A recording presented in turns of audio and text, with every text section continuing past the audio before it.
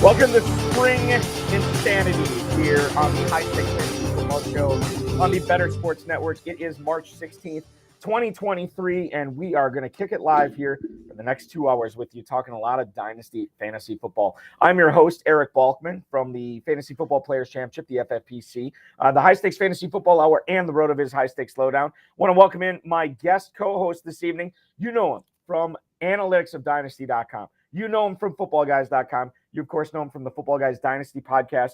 We actually just had his co-host on here on these airwaves a couple weeks ago, Chad Parsons. Follow him on Twitter at McNamara Dynasty. Jordan McNamara, welcome in, man.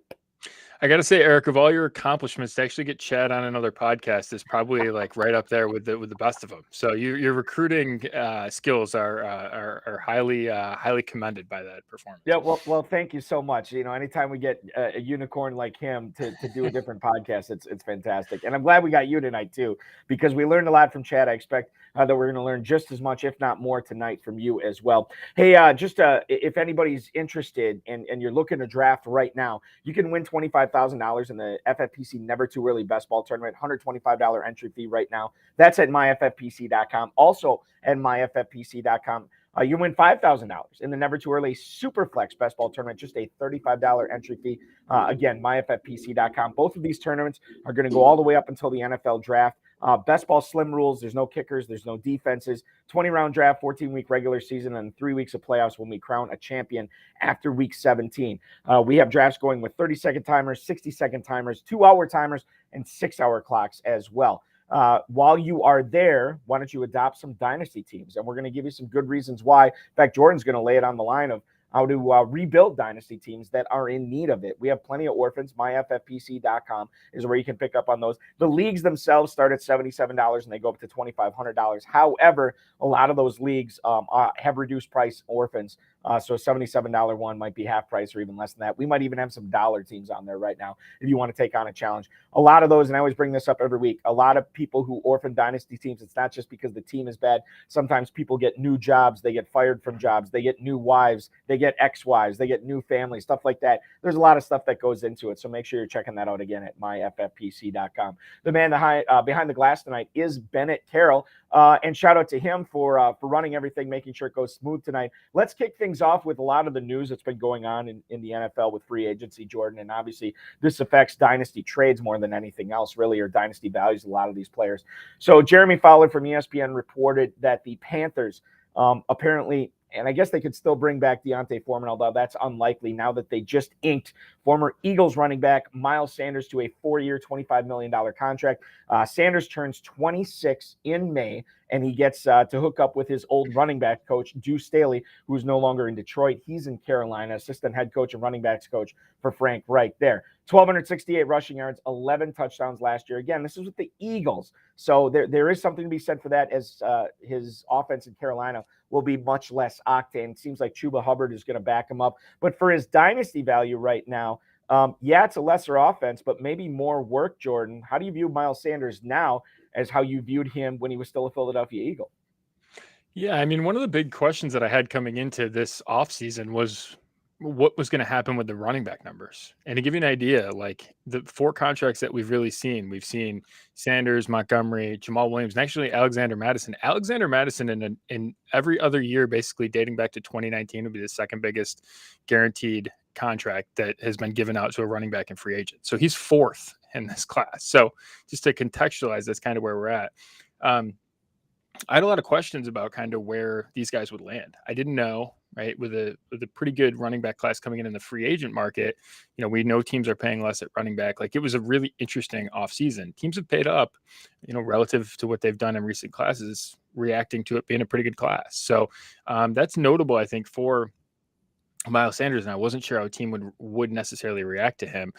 The question for him, I mean, he's kind of in that late running back 2 type range. I suspect that will move up now that he's gotten this contract. You're going to get him, like, I think he deserves to probably go ahead of guys like Joe Mixon. He's got more security than a guy like J.K. Dobbins, for example. So I think he's going to start creeping up the board. My overall question would be, like, what's his ceiling? Right. And you look at him as a player, he just hasn't done a ton of receiving work, right? He had 509 yards as a rookie and 50 catches, and then he hasn't cracked 200 yards since then. So in an offense that's probably not going to be this rushing dominant team, because they're going to, I think, struggle a bit. I kind of wonder, like, how much can he ultimately churn out, right? Is it kind of just low end running back one type production at a ceiling, and can you replicate that going other ways? You know, if you're gonna have to pay running back 14 through 16 prices for that in dynasty, is that really return in value in that range of the draft?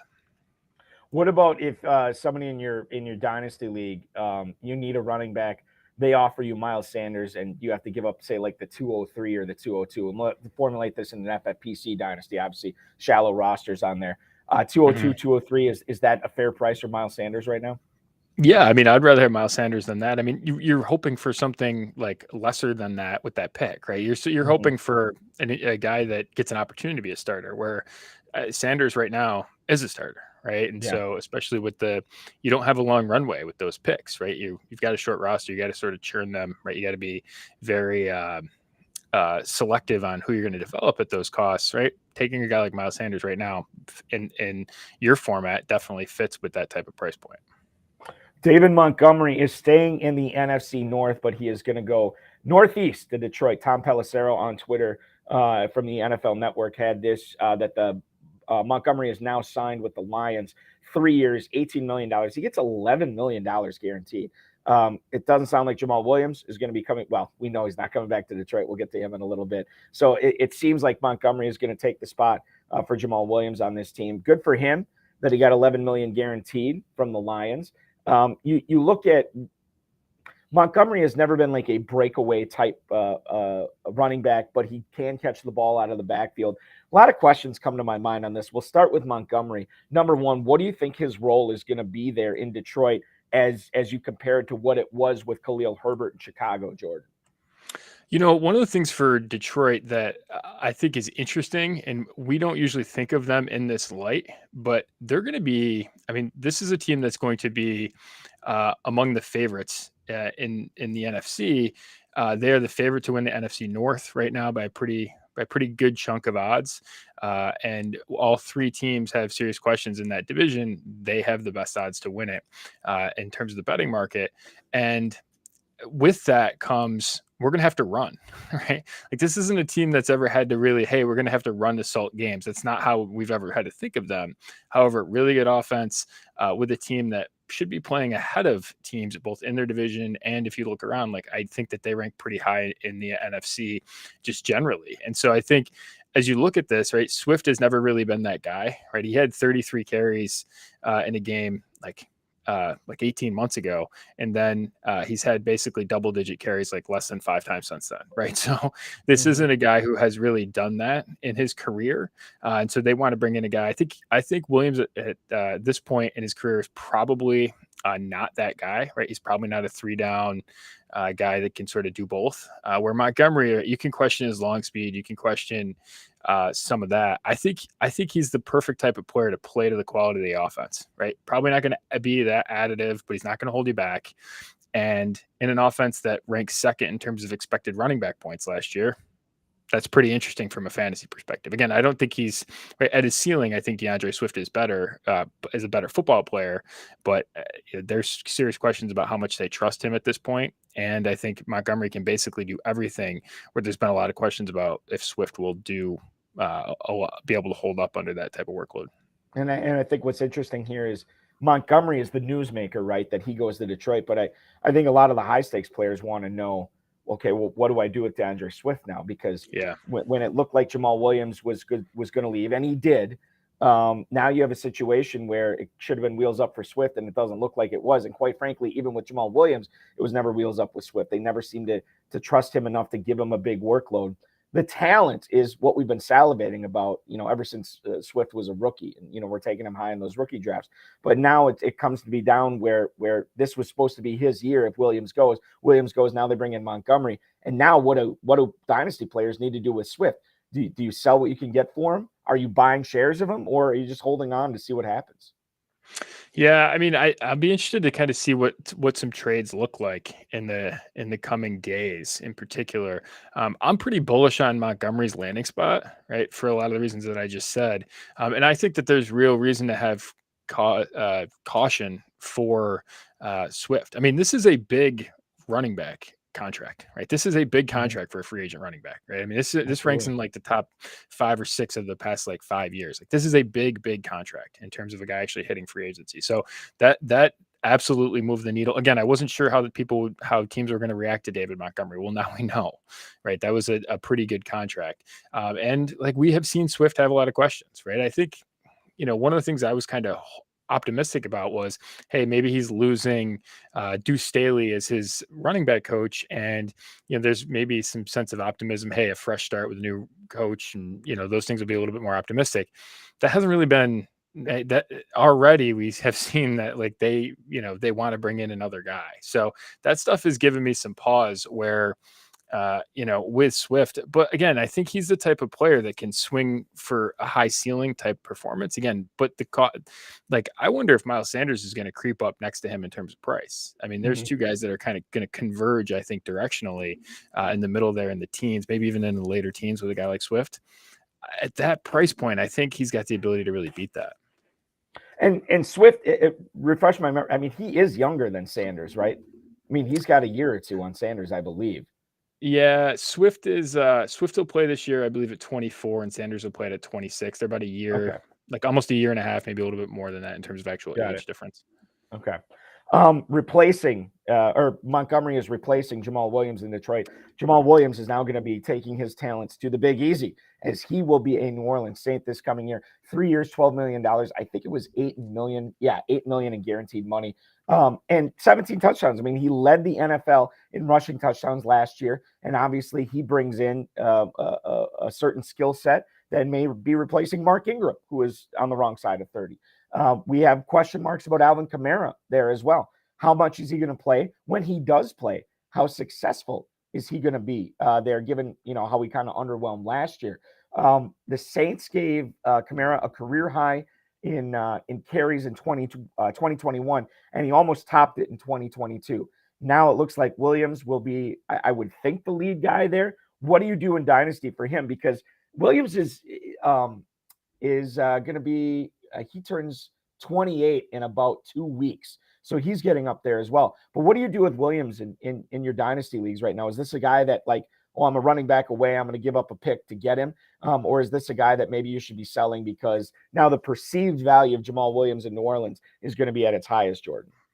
Yeah, I mean, I think he's really like on that injury away type of role, right? Again, are you ever going to feel great about starting him? Probably if Kamara's hurt, right? But Mm-hmm. in other games, or if Kamara's out of the game, right? If he's suspended or otherwise not playing, you're probably feeling pretty good about Jamal Williams. But even last year when he led the league in rushing touchdowns, like, did you ever feel great at any given week throwing him out there? Like you didn't feel like it wasn't a warm and cozy feeling, right? You were kind Right. of hoping for a touchdown, or otherwise it was a pretty low level game. This is an offense that in the post Sean Payton era has kind of dropped off in terms of the expected points for running backs, right? They've gone Mm-hmm. away. They've become much more run centric, have kind of not thrown the ball to the same extent. As a result, like, it's more touches for the running back position, but it's not the optimized receiving looks that we were getting.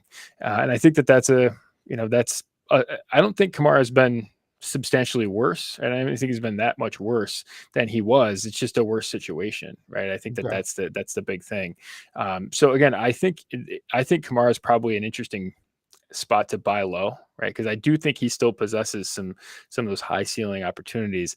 I just don't think that this offense has really gotten out of its way. Now that, I mean, we can poke fun at Derek Carr a little bit, but I think with his, uh, you know, I think he lifts this offense above a place where they felt comfortable with Andy Dalton, with Jameis Winston, right? I mean, Dalton was pretty good last year, and they walked away from him like without much thought and brought in Derek Carr. I think that probably tells you something about what their offensive design is going to be. So with Kamara, like who would you be willing to pay more for in a dynasty league right now? Is it Kamara or is it Jamal Williams?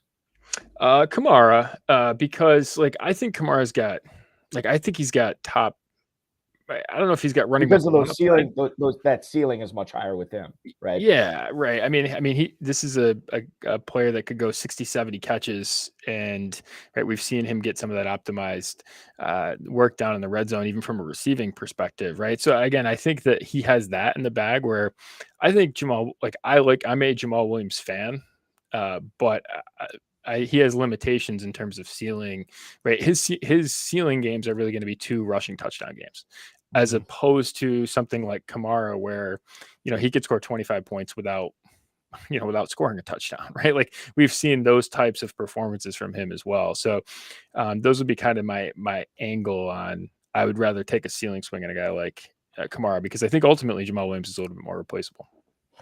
We have a situation where the first 3 players we talked about all switch teams. Sanders moves from Philly to Carolina. David Montgomery from Chicago to Detroit. Jamal Williams from Detroit to New Orleans. But this next one I want to talk about, I think, is equally as interesting, even though he stayed with his current team, and that is Alexander Mattison. 2 years, $7 million to remain in Minnesota. Now, Dalvin Cook, according to multiple reports, apparently he's garnered some trade interest across the NFL.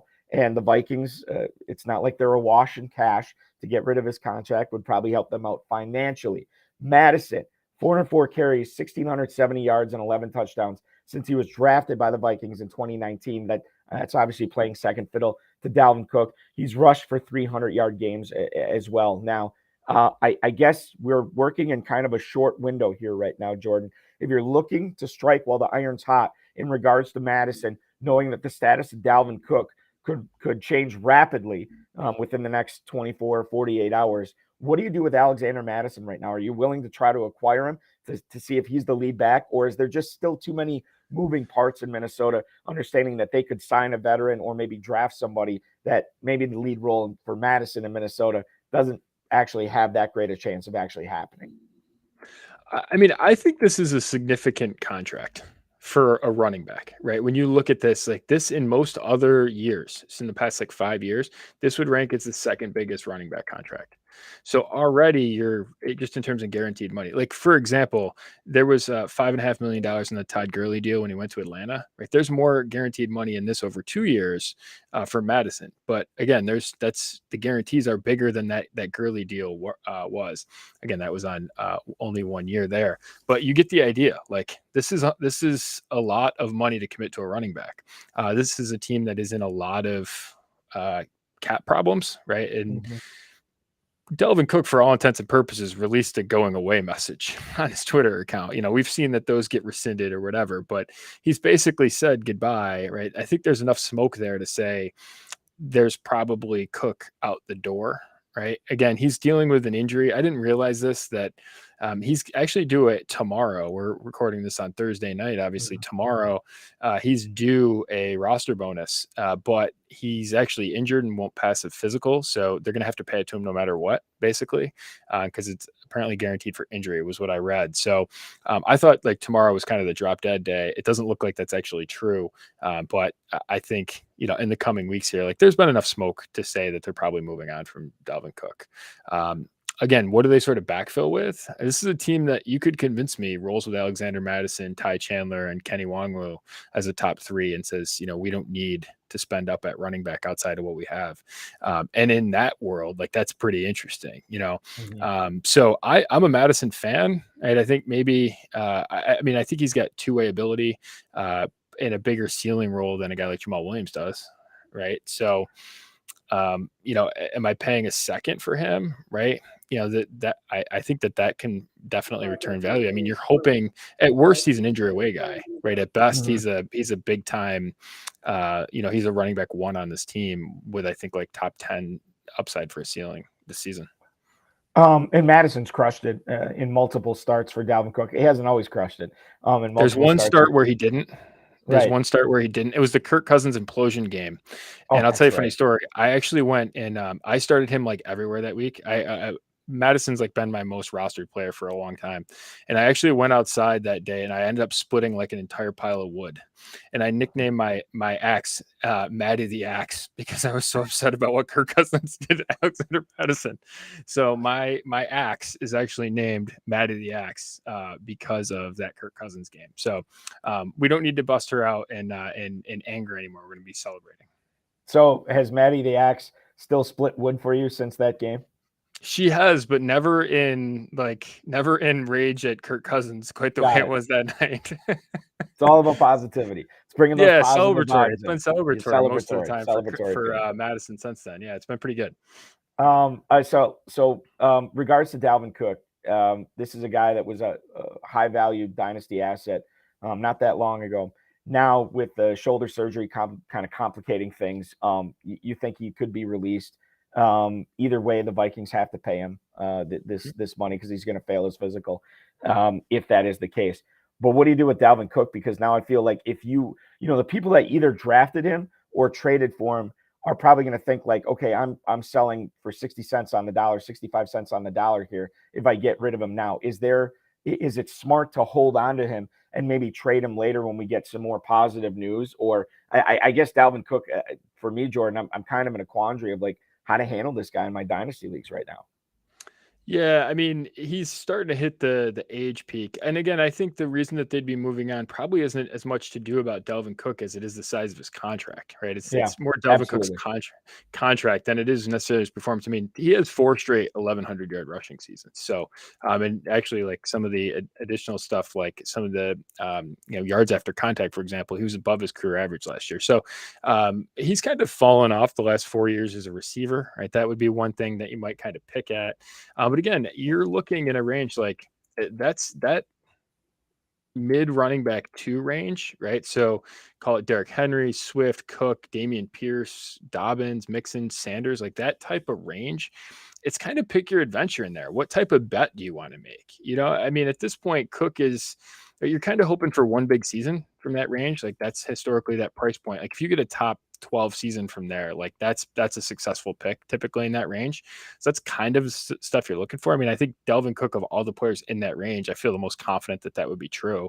But I think more so than a Dalvin Cook falling off, like he's getting to the age where he's going to start cresting and it's on the downslope of his prime. But I don't think it's necessarily Dalvin Cook getting cut because he's fallen off. It's more the contract isn't worth that. And that's he's from a prior regime and all that stuff. A prior regime paid him and now they have to flip the script forward on this franchise. So I think that's more of it. And if that creates an opportunity we might, the dynasty community might think that, hey, there's he's getting cut. So we have to think of him worse. That might actually create a buying opportunity for him. Right. So I'm kind of I wouldn't be necessarily caught in that trap. Just it's more of a football decision for them that it necessarily is Dalvin Cook, being 60% of what he was at his peak or something like that. Yeah, that's good info. Like, so obviously, what I came into this talking to you and I kind of had a preconceived notion of what you're going to say about Kamara and Cook, and you kind of said the complete opposite and making perfect sense while doing it. So I think there is something to be said for, we think about declining assets and normally that's not necessarily the greatest thing to acquire in dynasty. And we're not saying that Kamara and Cook are necessarily declining. Maybe they've peaked, but that's a little bit different than declining. And certainly they can help a lot of teams out this year if you do end up going out and acquiring them.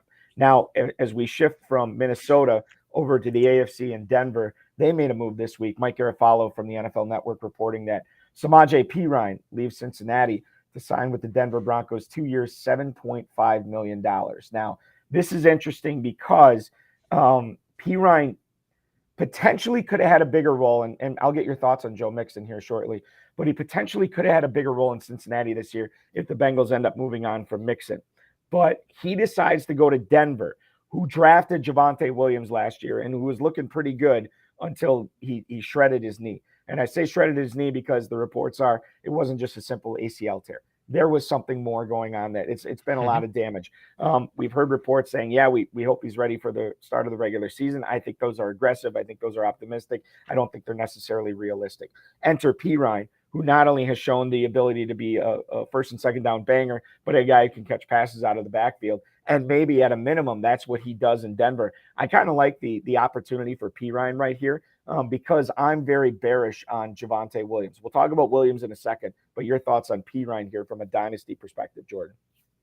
Yeah, so from a dynasty perspective, you hit a lot of those right on the head. I mean, I think it's interesting when you compare the contracts. He actually got more in terms of the top dollar amount. It's the same years as Madison, but he got less than half of the guarantees, right? So that kind of, if you were to sort of put that on a scale of how you're going to think about these two guys, you might think of it, that P. Ryan's more in line with insurance on Javonte Williams than necessarily taking Javonte Williams' job. Now, I think P. Ryan, see the benefit of a guy like P. Ryan, he doesn't have necessarily the explosive stuff, but he can really do everything, right? He can do, he can pass catch, which is funny because Mixon was the pass catching centric guy when he was at Oklahoma. And then P. Ryan came in and was actually doing that better this past year at Cincinnati. It's just a weird confluence of how those things came together.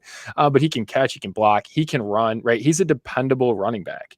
And when you don't necessarily know what you're getting out of Javonte Williams, there's certainly value in that. Again, I would view him kind of in the line of, similar to a guy like Jamal Williams, because I think he's, it's an injury away type situation.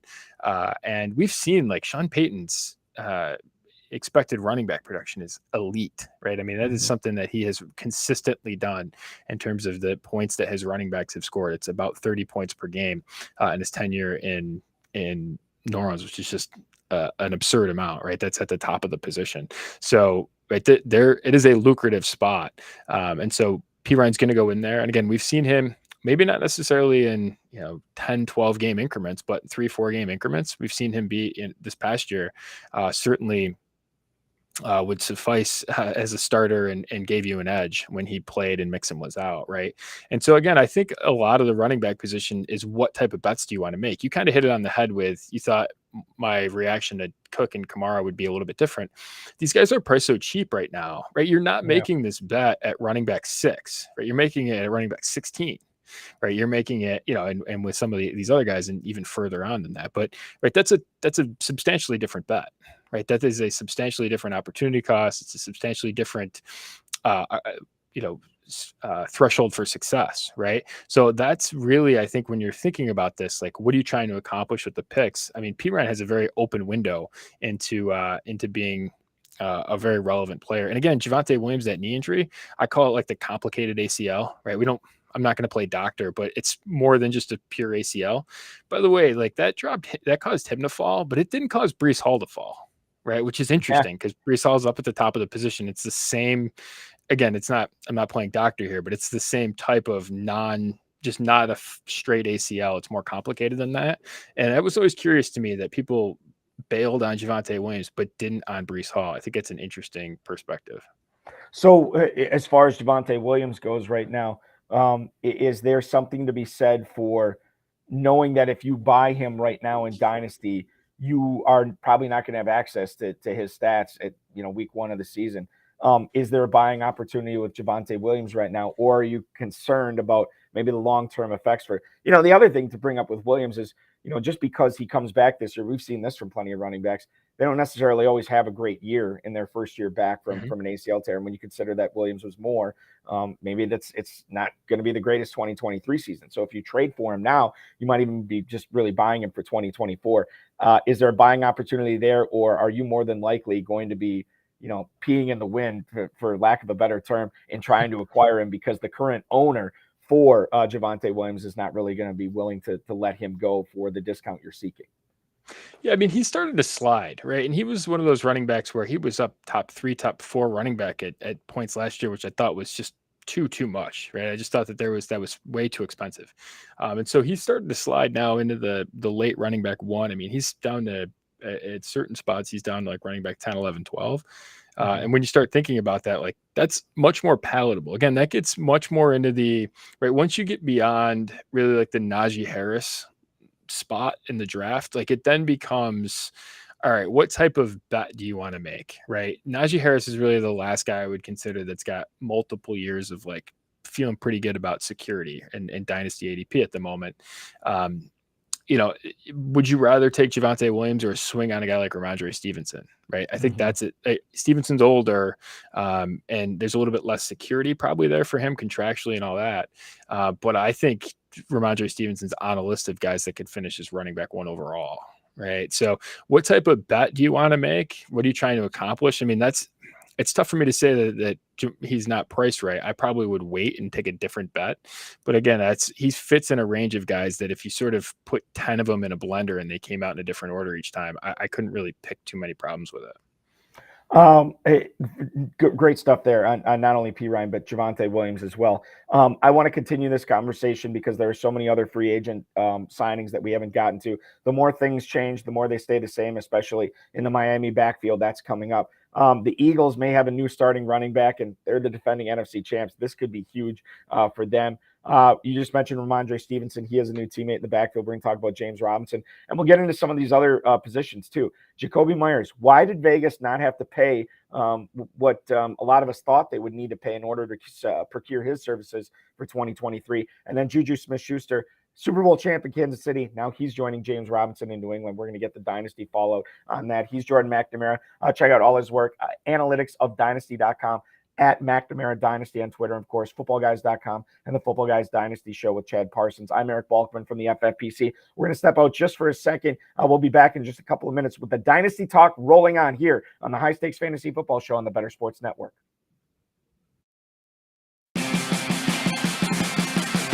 Talk about your picks and your fantasy teams on Better Sports Network. The importance of checking out the site that you're playing on. Default rankings of these sites. A lot of times they don't get updated. I know from experience. I used to write default rankings for the NFBKC, the basketball version of the NFBC. I'd write these default rankings in June for the NBA, before the NBA draft, before free agency opened up. And guess what? I was never asked to write an update article or update the default rankings. This happens a lot. Maybe if there's something obvious, it gets updated. Aaron Judge, for some reason, hurts his back. Maybe they make that change. Just maybe. But you don't know that. And that's why it's just so important that you show up to your draft room or you do that pre-draft prep. We're all busy. We know we're about to devote a lot of time to our fantasy baseball drafts. Why not spend the extra 20 to 25 minutes to invest properly in your team, to go and see which of those players are way down default rankings? They're going to be different on all of these sites, and you're going to be looking at them and going, maybe their analysts think a certain player who shouldn't be in the top 100, who should be maybe even not even the top 200, will be in that top 100. You got to check that out. You got to know where you're playing, just like you got to know your format when you sign up for the league. It's just so crucial, and people just skip right over it. You think it's cool to show up to the draft room 3 minutes before the draft. Well, number one, it's not cool because the commissioner's trying to make sure it is organized, especially me, who runs auctions. You can't, it's one thing if someone doesn't show up for the snake draft, oh well, doesn't ruin it for everyone. Auctions, you can't have someone not show up. Auto bidding, auto auctioning, it ruins the sanctity of those drafts here, which is why I always recommend, hey, make it easy on your commissioner. Don't make them send those texts there. It's annoying. You shouldn't have to do that. Don't wait till the last minute and get in there about 20, 25 minutes before so you can just look up and down the entire default rankings list so you can make a queue out of that, Ron. And the reason I keep saying this is because people still show up 2-3 minutes before the draft, and that's it. In fact, in one of my auctions, people were asking me where certain players were, and I go, did you search their name? No, I just got in. Well, that's no excuse right there. That's your own fault. I mean, you're organized, so you're a hard person to ask here. You're getting those questions. This is your preschool league, right? People don't know how to search player names. People freak out. They don't think. That's the problem. Because they show up 2 minutes before the draft. That's why. The Playbook with Fensty and Ronis, presented by FantasyAlarm.com. Weekdays at 5 Eastern on Better Sports Network.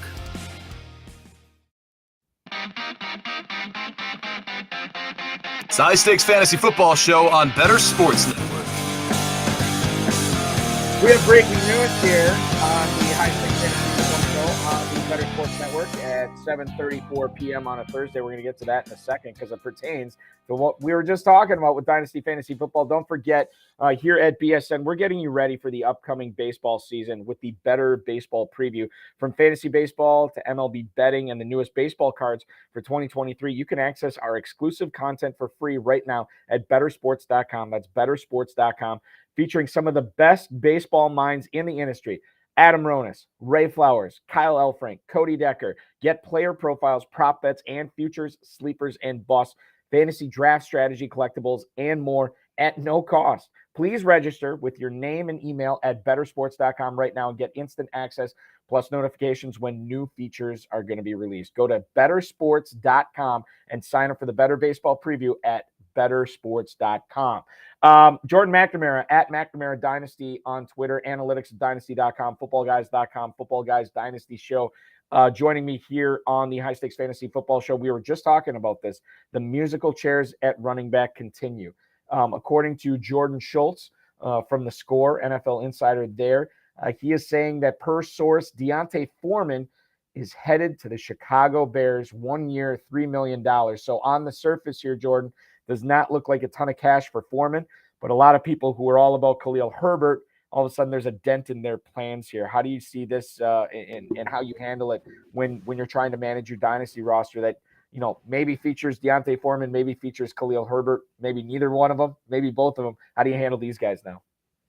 Yeah, I mean, I didn't think that there was a real good chance that Foreman would get through with basically the competition there, right? They brought in Travis Homer, but I thought that there was something more coming. They have a lot of cap space, right? They don't have an established offense, right? They need players. So I thought there was more coming.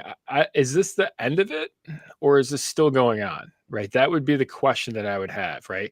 If this is the end of it for Herbert, you feel like he's got a fighting chance to win a starting job. Mm-hmm. If this is a sign of more things to come, right? If they go kind of the route of which, for example, the Jets went a couple years ago, right, where they brought in actually Breece Hall on top of Michael Carter, right? That's where this can go bad. I don't think that they should be out of the business of bringing in players, right? They need to see what Justin Fields can offer, right? So if it's a running back that can catch passes, if it's a receiver, right, if it's a tight end, right at the same time, it was announced that they brought in Robert Tonyan. So we've seen them hit wide receiver, we've seen them hit running back, we've seen them hit tight end. I wouldn't be surprised to see them go the Jets route and hit them again in the draft, right? That's what the Jets did last year in the draft, and keep surrounding Justin Fields with receiving talent and pass catchers, and I wouldn't be surprised to see that happen. So I don't think that Herbert's necessarily insulated, especially with some of the guys we've already been talking about. Well, and Matt Deutsch chiming in right now in the YouTube chat. He likes this move for the Bears. He says that Herbert needs a spell. He needs somebody to help him handle that full load there. He thinks the same thing it needs to happen with Tony Pollard in Dallas. We're going to get to the Ezekiel Elliott stuff in a little bit. But regarding Foreman here, do you view that Herbert is still the starter there? And Foreman's just going to come in to be, I always think about the old Packers rotation that we have seen dating back to the Super Bowl year in 2010. It always seemed like they would give, and they're doing it now with Aaron Jones and A.J. Dillon. It seems like Jones goes 2 series, and then you'll see the Dillon series, then 2 more series from Jones, then another series from Dillon. Is that the likely rotation that you foresee happening with Herbert and Foreman, or is this more of a 50-50 split? Yeah, I don't know. Right. And that's probably one of the things that gives me pause. You look at some of the advanced stats, like they had, over at PFF, for example, they had very similar grades last year. So I don't think it's necessarily outside of the realm of possibility that Foreman can compete with Herbert. Right. You look at some of the advanced metrics and they perform pretty close. Right. So I think that Foreman's shown that he has a fighting chance to win battles, right? He beat out Chuba Hubbard, had very similar pedigree from a guy like Khalil Herbert. So you start looking at these things, and I don't think D'Onta Foreman's drawn dead, right? And again, it might be one of those things like if there's a big spread, right? The way I usually treat these in Dynasty, where I don't have a great feeling on a situation, if there's a big spread in cost, I'm interested in the cheaper guy, typically, right? If I think if it's not that close, or if it's really close for me and I don't really have a strong feeling and the cost is a big spread, I'm really interested in the cheap guy because that usually means there's probably some value there if I don't know. Our producer and one of the resident Bear fans here at Better Sports Network, Bennett Carroll, thinks that Foreman feels like the backup to Herbert. Travis Homer is going to be the pass blocker. Obviously, they still got Tristan Ebner in there. And the other thing too to keep in mind is what you just said, Jordan. They could be drafting somebody else too. So this may not be settled in this Bears backfield. More on that, and obviously keep it right here on the Better Sports Network. Not only for this show, but obviously Garrett Price and Dynasty Nerds are going to be talking about this next, and we'll have full coverage on not only Deontay Foreman, but all the free agency signings all day tomorrow here on the Better Sports Network. You look at the Dolphins, Jeff Wilson and Raheem Mostert coming back. Obviously, both these guys had played with Mike McDaniel before 2022. They continue to play with him in 2022, and now they're going to continue to play with him in 2023 as well. Do you think this is settled with Wilson and Mostert here? I think you can get both these guys pretty cheap if you like either one of them in Dynasty right now. And I think part of the reason, too, is, and I think I could be wrong, I think Gaskin is back there again this coming season. It's kind of a muddled mess there, and I think all these guys are going to have games where you're going to like to have them in your lineup, but kind of what you were saying about Jamal Williams earlier. Are you ever going to feel good about starting any of these guys? I'm not so sure. That's exactly, you took kind of my thought right in front of me there. And they bring back Gaskin as well. So that's they're running it back from what they did last year. There's literally guys out there. Yeah, right. They've been linked to Delvin Cook, right? Like, it wouldn't shock me if they went. We've seen in San Francisco that having incumbent running backs, paying incumbent running backs, having established guys hasn't stopped them from adding guys, right? It hasn't. It's that same Shanahan tree. I don't know if I can handle much more of Kyle Shanahan's shenanigans going around the league in terms of running back handling, but we'll see. I mean, I don't necessarily think I rule them out, especially like they're not young either, right? It's actually decent money that they pay them, but it's not long term, and there's some pretty good depth at the position, so you could see them going, guys like Zeke, guys like, I don't know if he's necessarily a landing spot, but there's going to be a lot of guys there without, there's a chance Mixon gets cut, right? There's going to be a lot of guys out there that don't have, seats at the table when this whole thing sort of comes down. And so that's going to leave guys potentially being pretty cheap on the free agent market, I think, over the summer. So one of the free agent signings I saw that stuck with me, and I'm like, this could be big. And then there was one thing that I saw, and I'm like, oh, maybe it won't be. The Philadelphia Eagles obviously decided to let Miles Sanders go. He's in Carolina. They decided that they're going to sign Rashad Penny from Seattle. He is a big-time breakaway threat. Rashad Penny has been throughout his career. He also is no stranger to the trainer's room as well. He has only played 42 games over the last 5 seasons. He only played 5 last year. Now, when he's healthy, in both 2021 and 2022, combine all those stats together, 6.2 yards per carry, 2.1 yards over expected during 2021. For context sake, nobody else is above 1.57 that year. You have Kenneth Gainwell, who is a talented pass catcher on this team. They just re-signed Boston Scott. Jalen Hurts, obviously, at the goal line, was deadly this past year for the Eagles. A lot to like here with Rashad Penny, except for this. It was a 1-year deal. It was $1.35 million and only $600,000 guaranteed. Boy, that slowed my roll on Rashad Penny quite a bit here, Jordan. As it's exciting to think of him as the starting running back, but I don't know how much faith Philly has in him when they're only going to give him that much money. You realize they brought back Boston Scott for more money and more guarantees, which is crazy to me, because like when you get excited about the Penny thing, and then you see what they're doing with Boston Scott, who was, I believe, signed before Penny, right? They got Scott back in the fold before Penny, and so now it was like it wasn't even a roller coaster. It was like straight up, and now it's like straight down for me for Penny. Yeah, that is. Listen, I think with Penny, like, the interesting thing is so the current active leader in rushing yards per carry is Nick Chubb at 5.2. That's among minimum qualifiers. That's 750 carries. Rashad Penny has averaged 5.7 yards per carry in his career, so a full half yard better than Nick Chubb. However, nowhere near qualifying for that minimum threshold, right? But that is an elite number, right? You look at some of the other stuff as well. Like there's some good stuff after contact, right? Broken tackle rate's pretty good, all that stuff. However, Derrick Henry and Josh Jacobs had more carries this year than Rashad Penny has had in his 5-year career. Okay. That is the level of that he has not played in his career. So that's the thing that I have with Penny. I think this is a really good shot for a contending team. Like, take an elite swing, right? Take a swing of a guy that can be a big time difference maker, right? Take that swing. I like that swing directionally from Philly. I just don't know. You're just kind of taking the same swing. You're hoping for a handful of starts at his cost, right? You just got to be careful not to pay a cost more than that, right? But you're hoping if you get 3 or 4 starts from Penny along the way and he's in the running back 30 range, that's probably paying for itself, right? If he's going to be running back 19, no, that's not the bet you want to make, Right. So it's all price point, it's price specific. You sort of get into that range of like, all right, I'm fine deeper at the running back position. I want to take bimodal bets. Okay. I either want to take bets of guys that are going to play and be in my lineup, or that I know I'm not going to play. Right. That's very different than the receiver position when you get into that range where it's like, maybe like 5 targets. Like, how good do I feel about that? Right. You're kind of trying to figure out. I'd much rather take a swing. I mentioned P. Ryan last year. I mean, my logo for Analytics Dynasty is actually Latavius Murray.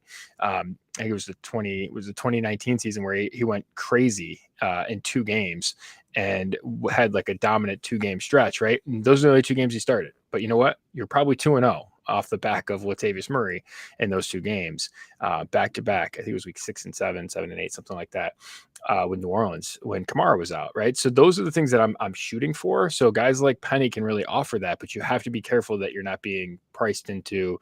Is it multi-year, or is it is it multi-game pricing, or is it kind of multi-year pricing in terms of security, right? In the 30s, I'm okay with it. Up in the higher 20s, something like that. I'm thinking you got other bets. Speaking of other bets, New England made one this week in the running back position on their team.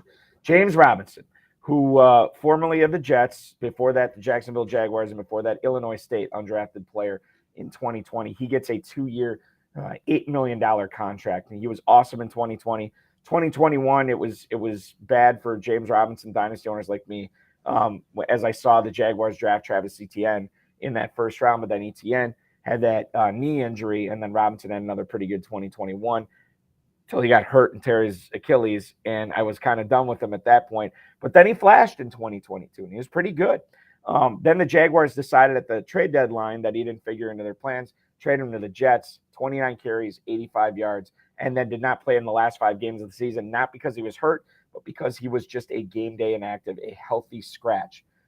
This is 2 years in a row, Jordan, that I made up my mind, okay, well, I got what I could out of James Robinson. When I have to cut down my roster, he'll be released. It didn't happen in 2022. And now, as it didn't happen in 2021. And now as we come up in the 2023 season, I'm like, okay, this is a guy that won't be on my roster. I'll cut him. But now in New England, they give him the money. And now he's, again, as you say, like an injury away type guy behind Ramondre Stevenson. Now I think there might be some juice there. I don't know what I would give up for him in dynasty leagues for him. I don't know how much is there, but I don't think I can cut him at this point. Not cut him, but not keep him on my roster when I have to cut down. I think Robinson is kind of interesting in New England, as most running backs seem to be each and every year there under Bill Belichick. I go back to the same thing with Chicago, right? Is this the beginning of the running back additions, or is it the end of the running back additions there? Because I think that could be really telling. Again, I said earlier, I think Ramondre Stevenson, he is on a list of guys that could be the running back 1 overall in fantasy in 2023. He has the type of profile that could do that. If this is the way that they're going to back him up, I feel great about Ramondre Stevenson in 2023. If this is like, they're going to take someone on day 2 to sort of, continue to build out their committee, I don't love it. I mean, I think you look at Robinson last year. I mean, it's the 2nd worst PFF grade of any qualifying running back. I mean, he cratered in yards per route run. He cratered in yards after contact. I mean, he just completely plummeted right off a cliff. Really, it's gone straight down basically his career. is some of that injury related? Probably, right? But does he get it back, right? How much does that threaten you is really the thing that I would think from a Ramondre Stevenson. I don't think, I think it's, if he thinks he's going to go in there and take Ramondre Stevenson's job, I think he's got another thing coming for him, would be kind of how I'd process this. And I think Ramondre Stevenson, if you're looking at it and you're saying that's all you're going to do in terms of competition, I feel pretty good about it. I want to shift to the focus to the receiver position now, and it's Jacoby Myers. I saw some stuff from some pundits out there before the free agency season this year that they thought Jacoby Myers would get something near what Christian Kirk got in free agency from Jacksonville last year. And I think part of the reason is his last year under the allegedly Matt Patricia led offense in New England, put up some pretty good numbers there. 67 catches, 800 yards, 6 touchdowns. In 2021, he did something similar to that. So this is a guy who wasn't a flash in the pan. He's done this now for a couple of years. He gets a 3-year deal, $21 million guaranteed, but it's only worth $33 million overall, which to me was a little bit like, oh, he couldn't have gotten more than that from somewhere. Maybe this is a case where he liked the idea of playing opposite Devontae Adams because a lot of the coverage is going to be funneled towards Adams, and now he's going to be able to take advantage of that. I'm not really sure, but Jacoby Myers is a guy that I think people in dynasty drafts, and I know in my dynasty drafts, Jordan, and share your experiences, please, but he always seemed like he was a better value on the stat sheet than his perceived value was in real life. Not a guy that people got excited about, yet he just put up numbers, every single year.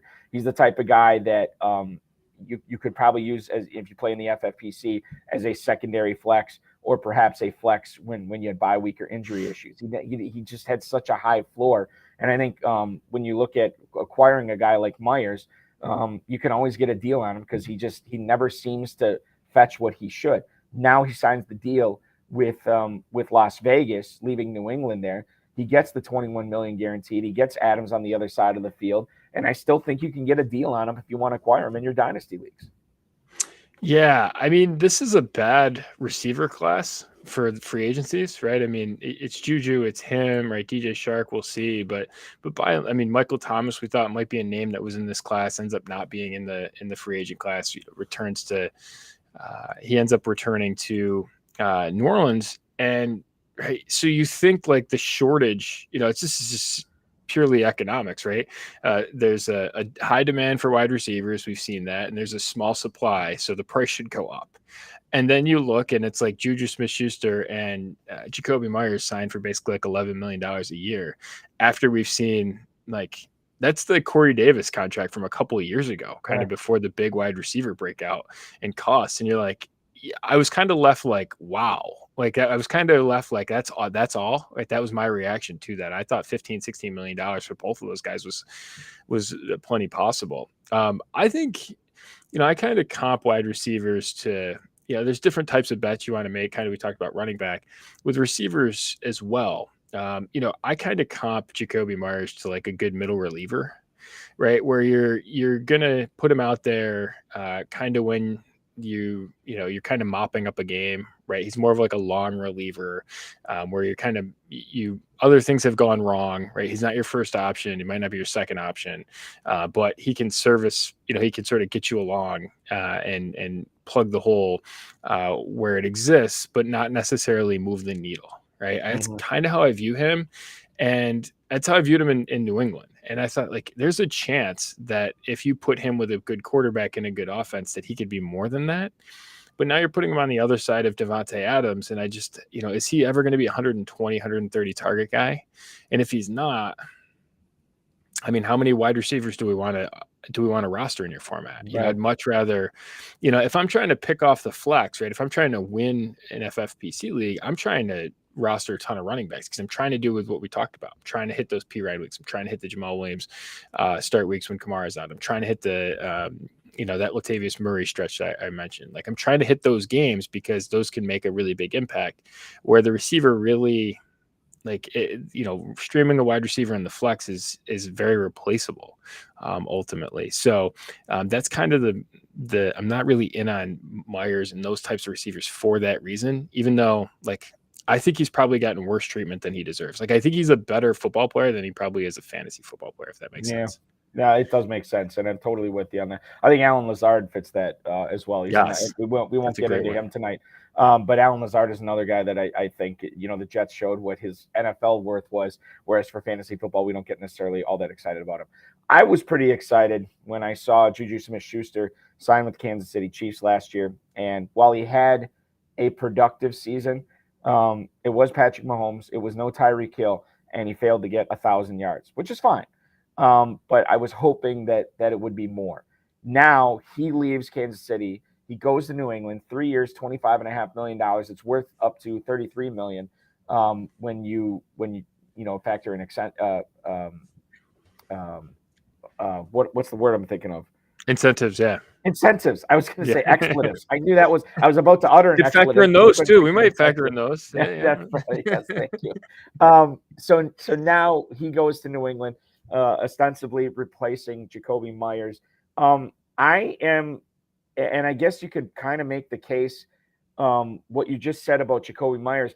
I don't necessarily know that Juju Smith-Schuster is going to hit that 120, 130 target range. I don't necessarily think that he's maybe a high ceiling player. I think in our minds, after what we saw in his breakout in Pittsburgh, we still think he might be that player. I don't think he's that player anymore. Maybe he never was. And now he goes to New England, which should be a much, at least we think, a lower pass volume. We're not really sure about the quarterback there, but we do know it will not be Patrick Mahomes in New England. And while the contract is similar to Jacoby Myers, I'm actually less excited about this. I think, unlike Myers, I think Juju Smith-Schuster, he's got more of a pizzazz name value. And maybe we typically pay a little bit more for that. And maybe if you have Smith-Schuster on your team, you should be sending out offers to see what you get in exchange for him, because I got to think that in New England this year, he's not sniffing 900 receiving yards. Yeah. So the interesting part is like, I kind of view this from the perspective of the Patriots, and you're like, all right, we had Jacoby Myers, and instead of paying him basically what he got paid, we're going to instead go get Juju Smith-Schuster and basically pay him the exact same amount of money, right? Pretty close to the same amount of money. And that's basically the decision that they made. Now, what's that say to us, right? What are they trying to tell us by doing that? I think it's that they view him as an upgrade. Again, is that true? Right? I mean, we could sort of quibble, but maybe they saw in Jacoby Myers a limited player that they didn't think that they could ultimately take a next step, and that they see in Juju Smith-Schuster a player that can. Right? I think that would sort of be the pro Juju Smith-Schuster pitch in all of this. When you look at it, I mean, Jacoby Myers he played 14 games last year. He had 803 yards, about 6.6 targets per game. When you look in terms of like points per game, right around 30, that's right about where Juju Smith-Schuster was last year in terms of points per game scoring as well. Similar expectations, similar efficiencies. Myers was a little bit more effective. Juju performed more over expectation than anything. So I think all of those things, like when you're looking at them, like they feel very similar. But I think that maybe the Patriots view, instead of a 6.6 target per game guy, maybe they view Juju Smith-Schuster as a 7.5 target per game guy. And if that's the case, now we're talking, right? Because that starts adding up. That starts getting into the line of like, okay, we can play that on a weekly basis. We can sort of, I like to call those, instead of being middle relievers, I call those innings eaters, right? They just you put them in your lineup every week, and they just sort of take up that roster spot. They eat that start, and they're pretty dependable for you from the volume over the course of a season ends up working out pretty well. That's kind of the way that I view a guy like Juju Smith-Schuster, if he's going to be 7.5, 8 target guy. And I think if that's the investment that they made, right, that's kind of how I'm reading that. Again, I could be wrong. And again, it's trying to remind me of Bill Belichick, which could totally send me into a tizzy. I wouldn't bet a lot on it if you're thinking about it, but that would kind of be the way I processed it anyways. And we'll see sort of what they offer in terms of Juju. Getting back to Kansas City, the spot that Smith-Schuster vacated, we heard from Andy Reid. This was back just not too long after the Super Bowl. He said that Kadarius Toney, Sky Moore, they're probably going to have bigger roles for Kansas City next season. And I look at it from the standpoint of, okay, They gave up, I think, a third-round pick to acquire Toney from the Giants. they obviously invested, I think, a second round pick into Sky Moore. So the draft capital is there for these guys. Tony was a former first round pick too. What are you looking at for those guys right now in Kansas City? Because I feel like they could still sign a veteran. I don't know what difference maker is out there right now. They could draft somebody, right? But that's going to be a receiver in year one. And this isn't a great receiver class, at least comparatively speaking to the last few years. So now all of a sudden you're looking at, well, maybe it's Occam's razor here. Maybe it's Tony and maybe it's Moore. Do you like either one of those guys to have a breakout season in 2023, Jordan? I think someone's probably going to be productive. I don't know. I mean, is it to the level of Juju Smith-Schuster? And then if that's the case, right, if they put the Juju Smith-Schuster stat line out there, have they really broken out? Is that a big season? You could sort of ask yourself, how much does it matter? But you look at it, I have definite concerns about Sky Moore, for example. He only, out of 725 dropbacks this past year, they had him run routes on 167 of them, which is a pretty low number. It's a pretty small percentage. Kadarius Toney ran 83 routes this season, right? So in terms of like projecting guys to make the leap, I think that someone's probably going to do it. I'm not sure who it's going to be. I'm sure they probably draft someone as well. Like they might be a team that goes back to what we've seen them in season trade for guys, right? We've seen them go all different routes on these. I'm not necessarily sure who it's going to be. I think the best, if the market will give you what you paid for Sky Moore last year, right? If you paid 110 for Sky Moore and you can get 110 today, I'd do it. I'd reset the clock. Right. Given the fact that he didn't play much, he didn't play well. And, there's an opportunity there. Yeah, I'd reset the clock. I remember last year when I was drafting at like that 109, 110 in a lot of my drafts. And I ended up with Christian Watson because it always seemed like Sky Moore would go one pick ahead of me. And I have no Sky Moore dynasty shares at all, but I have all this Christian Watson. And now, again, Joe Bryant always says, football guys, things change pretty fast around here, move pretty fast around here. And maybe Sky Moore has the breakout and Christian Watson founders with Jordan Love if he's a starting quarterback. But right now, I'm very thankful that I got Watson in all those rookie drafts as opposed to Sky Moore for sure. We're just getting started here, ladies and gentlemen. We're going to roll on to hour number 2. Coming up, we're going to talk about Ezekiel Elliott's future, what you do with him in your dynasty leagues. Tony Pollard, and what he's going to be able to do in Dallas this year. Is somebody else going to be added, or is it the Pollard show? We're going to get Jordan's thoughts on Joe Mixon in Cincinnati or perhaps out of Cincinnati. We talked a little bit about the Bears backfield. I want to get your thoughts on DJ Moore as well. We'll probably parlay that into a Justin Fields conversation. And then Chase Edmonds just signed with the Tampa Bay Buccaneers. How does that affect Rachaad White? We'll answer those questions and more. It's the High Stakes Fantasy Football Show with Jordan McNamara from Analytics and Dynasty.com. Football guys at McNamara Dynasty on Twitter. I'm Eric Balkman from the FFPC, and this is the Better Sports Network.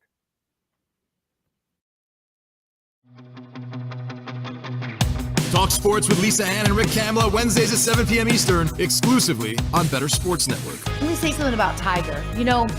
Tiger has had to redesign his entire swing. Tiger has a difference in the length of his legs because of that horrible accident. In golf, there's no hey, you can't walk the greens. You have to take a cart. So I assumed by day 3 on Sunday, the inflammation would start. He took a couple breaks where they take care of his back a little bit, but it is fascinating watching him. So it gave me this thought, is he that skilled at golf? Or is this a mental thing of dedication and determination?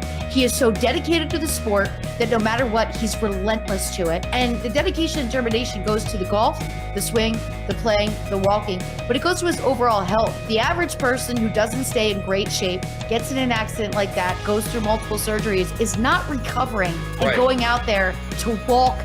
And that course has some pretty steep inclines, a lot of walking. I mean, how else can you factor these athletes, the Michael Jordans, the LeBrons, these players that their whole focus is really optimal health, optimal body skills, and then what comes next is being the best at what they do. I think you just hit on why Tiger still has that drive. I don't know this. I don't know the man. It could just be love of the game. It could be, I want to make as much money as I can while playing. Could be all this stuff. But LA, a lot of people think Tiger Woods is the GOAT of golf. And I don't understand how you can be the GOAT of golf when you are 3 majors short of Jack Nicklaus. Okay. So like LeBron, I don't think he cares what guys like me say anymore, right? He's past Kareem. He thinks he's the GOAT. I mean, he's third on my list. He's in the debate. Many other people think he's the GOAT. He's not my GOAT. You know what I mean? So I wonder if Tiger is there like LeBron, like, I don't care what the pundits, what the barbershops say. I'm the GOAT. I don't have to do anything more. This is all gravy. I wonder if Tiger looks at it that way. I don't know what Tiger's mindset is in the GOAT status, but when players talk about what it's like to be at a tournament, when Tiger's playing versus when he's not, they'll tell you that they're on the greens and they can hear the roar 4 holes over, and that there is nothing that compares to the excitement of when he's present. Better Sports Live, Wednesdays at 7 p.m. Eastern, 4 Pacific, exclusively on Better Sports Network. Or listen whenever you want on the app with BSN On Demand.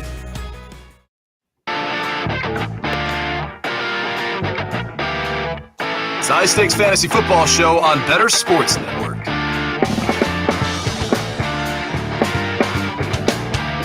8:04 in the PM here, Eastern Time, on the High Stakes Fantasy Football Show with the Better Sports Network right now. I'm Eric Balkman from the FFPC. He's Jordan McNamara from Analytics of Dynasty.com, FootballGuys.com, as well as the Football Guys Dynasty show that he and Chad Parsons put out. Jordan, what's the schedule like for? Are you and Chad doing about 2 episodes a week on that year round? Just one. We do every Tuesday night. Every Tuesday night we record. Yep, 9:30 every Tuesday night, and then once a week. By the way, in addition to checking that podcast out, don't forget that we have the 2023 Sports Futures Draft here with the Better Sports Network, from March Madness all the way to the World Series, featuring picks and odds from the most exciting sporting events of the year. Corey Parson, Nando DeFino, the Better team of producers. You can join them to find out where the best values are in sports futures, plus betting advice and strategies that as well. Don't miss the Better Sports Network Sports Futures Draft. It plays at bettersports.com and on demand with the BSN app, or as I said, bettersports.com. So we didn't talk about this, Jordan, in the first hour, but Dallas Cowboys have let Ezekiel Elliott go. He is going to be a free agent. I have had high stakes players, and I probably said it on this show before, for the last 3 years, saying that Tony Pollard was the better option in that backfield. He was the more talented guy, and he deserved a lot more touches than he got, and Elliott probably should have gotten fewer touches than he got. Now it is the Tony Pollard show there. I got to believe they're going to add somebody on a scale of 0 to 10 in regards to how concerned you are if you're a Pollard owner. On a scale of 0 to 10 being there's no chance they pick him, on a scale of and with 10 being they're going to draft him for sure. What about Bijan Robinson going to Dallas in this draft? Because we know Jerry Jones loves his big running backs. This guy's a super talented player, played his college ball in Texas, and obviously him and Pollard would make up, probably the best 1-2 tandem in the NFL if Robinson lives up to what a lot of people think he's going to be. On a scale of 0 to 10, how concerned are you that could happen? We'll say a 5. Is that a cop out? I don't know. They pick at 26. I'm not sure he's going to be there. Right. Okay. So that would be the thing. Again, we're in an off season where we don't necessarily know what the NFL is thinking about running back. They just paid a bunch of running backs more than they've paid them in recent years.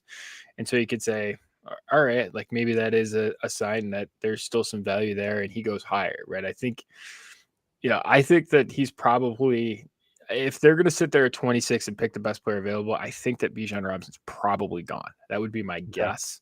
But I don't know. Like, who knows with what they'll like. They could trade up and like they paid Zeke like $1 gajillion, right? And so they could view him and say like, hey, we want to trade up for this guy. Like that's about as bad of team management as you could do. But it wouldn't shock me. So I don't know. Right. I tend to think though, if they're going to sit there at 26, I don't think that he's going to be there. Okay. And I would agree with you on that. If you're a Pollard owner, are you actually rooting for them to add somebody because, Tony Pollard touching the ball 20, 25 times a game, that's just not sustainable for a full season. Don't you want them to add somebody that is going to take a significant amount of touches in the backfield to keep Pollard fresh all year?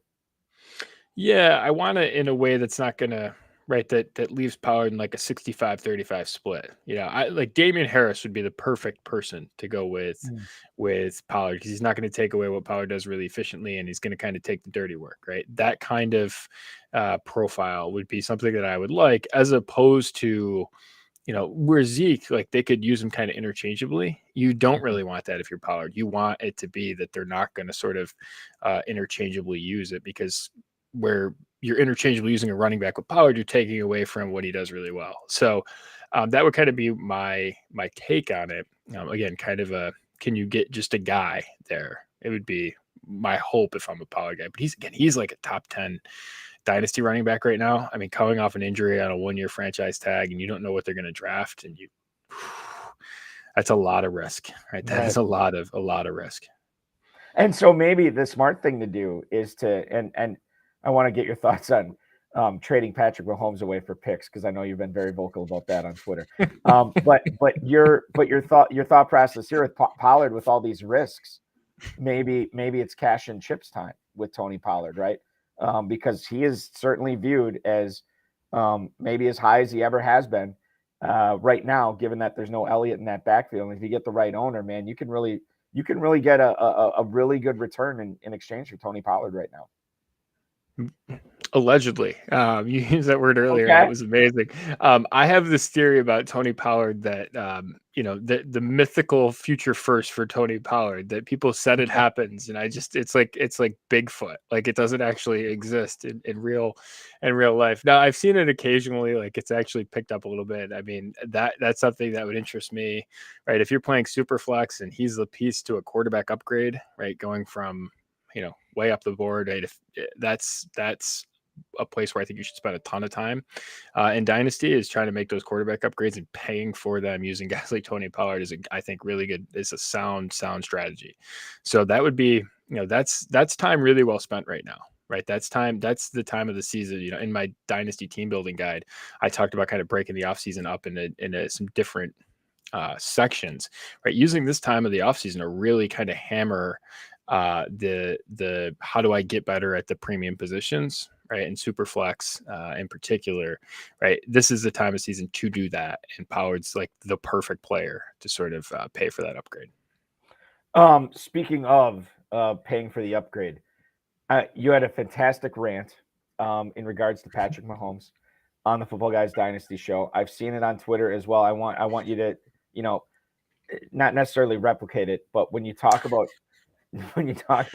trading Mahomes right now in order to get better picks or in order to upgrade parts of your roster in a super flex league, what would you say to that sort of thought process, that type of mentality? So there's these videos on Twitter that are kind of amazing, and they're like just crazy things that happen. And usually it's someone doing something really like absurd and then puts themselves in like dangerous peril. I don't pick the ones where people get injured, but like you get the idea. Like, you do something really ridiculous and then you kind of crash your Mercedes into like a wall, right? Like, that sort of thing. You walk away from it, but you do something really stupid that costs you a lot of money. That's trading Patrick Mahomes in Superflex, right? I thought that the one I saw was the was it the dump truck or the big truck? Yeah, who lifted right. His payload in the back and smashed into an overpass. That was 100% hilarious. Anyway, 100%. Yeah, just totally not paying attention to what you're doing, and then just do something stupid, and then just it absolutely explodes, right? Yes, that's a good example. There's another one where it was like a guy with like he had like some sort of payload in the back of his truck, and he kind of kept turning it, and he literally turned his truck off a cliff. Like, that's the type of like. So this has become a little bit of a I've spent like way too much time on accounts like this trying to find these funny videos because it just makes me chuckle. But yeah, those are the types of things, right? Those are the videos that reflect trading Patrick Mahomes. Listen, elite players win, right? Elite players win. And if you get 2 or 3 of them, you'd be astonished at how far they can drag you. Especially, it depends on the format too. In a shallower format like an FFPC, if you get 3 guys that are elite finishers, right? They can drag you all the way, right? They can, because the benches are deep. There's not a huge difference between player 6 and player 20 on your roster. And again, if you're streaming them right, if you're using the right type of roster management principles, there isn't a big difference there.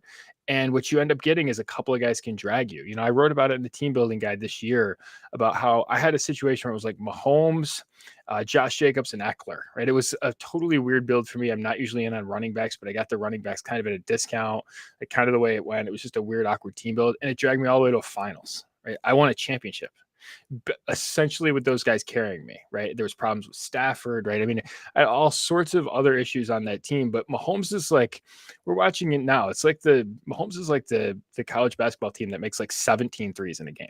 Right. He just is a great equalizer, and you're almost never out of a game, and you're probably going to win with him. Right. So that's the way I view him. I view Allen that way. And then it's kind of a tear break for me on the quarterbacks, but spend that time getting those guys and never, ever, ever try and build from depth by trading elite pieces. That's just, I mean, I saw a good one today where the guy was like trying to light a fire in his house, and he poured a bunch of gasoline and then threw a match at it, and it basically exploded his living room. Like, that's the kind of stuff that trading Mahomes is, right? Those are that's the video comp to that. So yeah. I always think too, and I've talked with other high stakes players over the years, and high stakes dynasty players, and they'll tell me same thing that you said, elite talent over everything else. And I've had some players tell me like they view certain players in dynasty, and we can take this a step further, besides Superflex, just your regular standard one quarterback leagues, that they view certain players as untradeable. Like, you just cannot get enough in exchange for this player. Think about Christian McCaffrey in his heyday, Justin Jefferson right now. I think you can make a case for Jamar Chase. Like, if you're making a deal and sending those guys out, number one, you're giving up the best player in the trade, which I always hate to do. And then number two, whatever you're getting back, man, it's hard to replace that level of talent, especially if you're trying to, doing it the Moneyball way, where you're trying to replicate Jamar Chase and Justin Jefferson's stats in the aggregate, right? You can't really do that.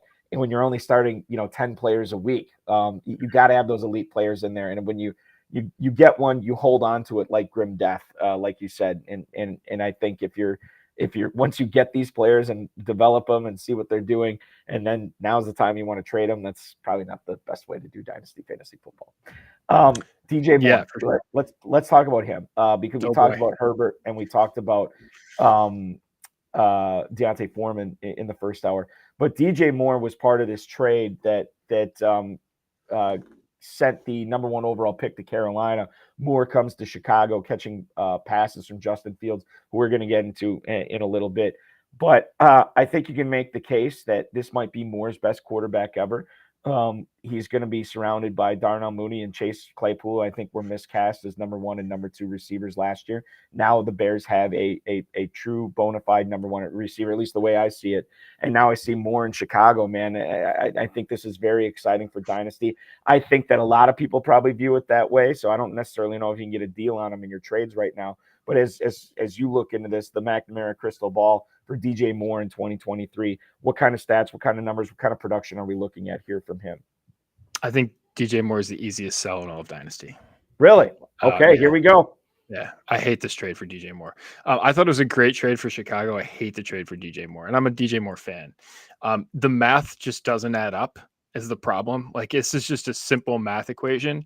I'm writing a article for Football Guy. So excuse me, I spent like my afternoon writing this. It's been like a 4-day long project. It's like 2,000 words. It's a total, like, I'm going to hand it in and they're going to be like, I don't even know what to do with Jordan on this one. Like, that's the kind of article that it is at this point. But if you start looking at the numbers, it's really like Justin Fields does a couple of things that are really problematic. Okay. Number 1, he takes sacks at a high rate, and number 2, he scrambles at a high rate. So when a quarterback drops back to pass, they have basically 3 things that they can do. They can attempt to pass, they can get sacked, or they can scramble, right? Those are basically your three options.